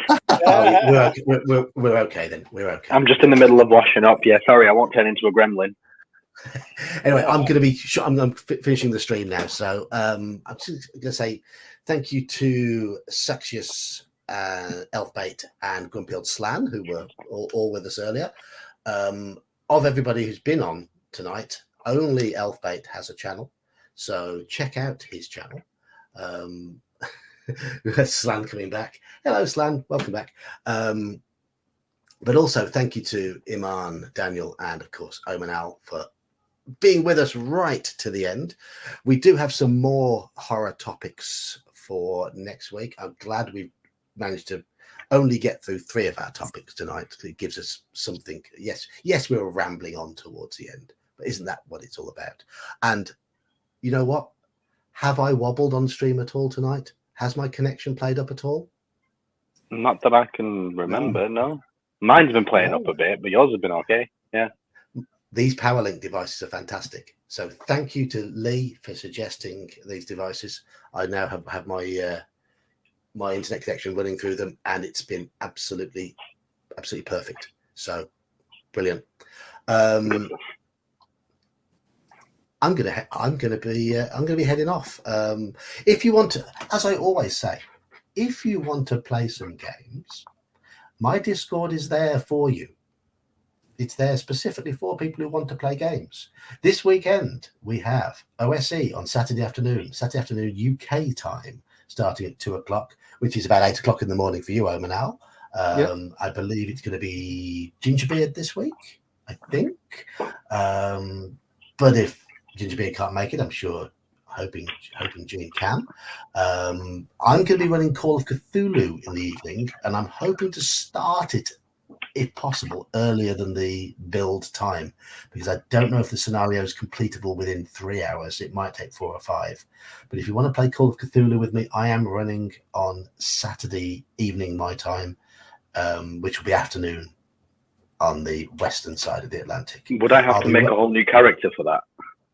I will create all the characters for Call of Cthulhu. Okay, it's going to be 1920s. It'll be a lucky dip in terms of characters. There will be a mixed bag, and I'm going to ignore the sort of intro bit of the adventure and just put you straight into the location, because we need to get on with things. But hopefully it'll still be an entertaining. It's the first scenario I know. First or second scenario I ever played. It's called Cthulhu. So, okay. So what time do you think is starting that on Saturday? Tea time, our time. It's up for a 7 p.m. start UK time. But if we can get going earlier, if we can get going around 6 p.m., I'll be happy. The more chance of getting it all completed. So, just one little thing. How far are you along on your Orient Express?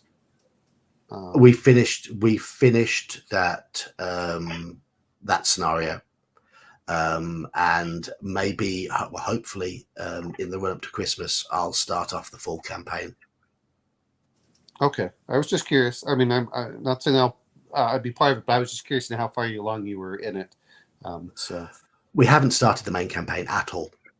We've just played the. Obviously, we played Reign of Terror, which has a link to Orient Express, and we also played the Blood Red Fez, which is one of the side scenarios that's in there to help set the scene. So, anyhow, so if you want to play some OSE in the OSE Saturday afternoon, Call of Cthulhu Saturday evening, and Call of Cthulhu especially, I really would like to run it for newer players where possible. I know you've signed up, Daniel. You've not played Call of Cthulhu before. Roland's signed up. He's played it once before. Yeah, we have to hook up sometime and make a. Well, look, you can make a character. I will. I'm going to make up a pool of about 7 or 8 characters, and you can pick them. What do you mean by sign up? Have I signed up? Click on it's the event thing in the Discord. In Discord. Oh, okay, cool. No worries. Yeah, I'll check that. And there's one other sign up. I can't remember who it is. Let me just check. Can I have my Discord open now? Yeah, there's still 4, including me and the other person. Oh yes, it's Brian. Brian's not played Call of Cthulhu before either. So should hopefully be a good session. I like running Call of Cthulhu for beginners. I think it's the best way to run it. Anyway, as you know, I'm the old geek. I'll be streaming again on Friday. We'll be playing House of Hell, the fighting fantasy book, and we're hoping to play it to completion. So I'll see you then. Cheers, all. Bye, everyone. All right, have a good night. All right. Well, I won't be here this weekend.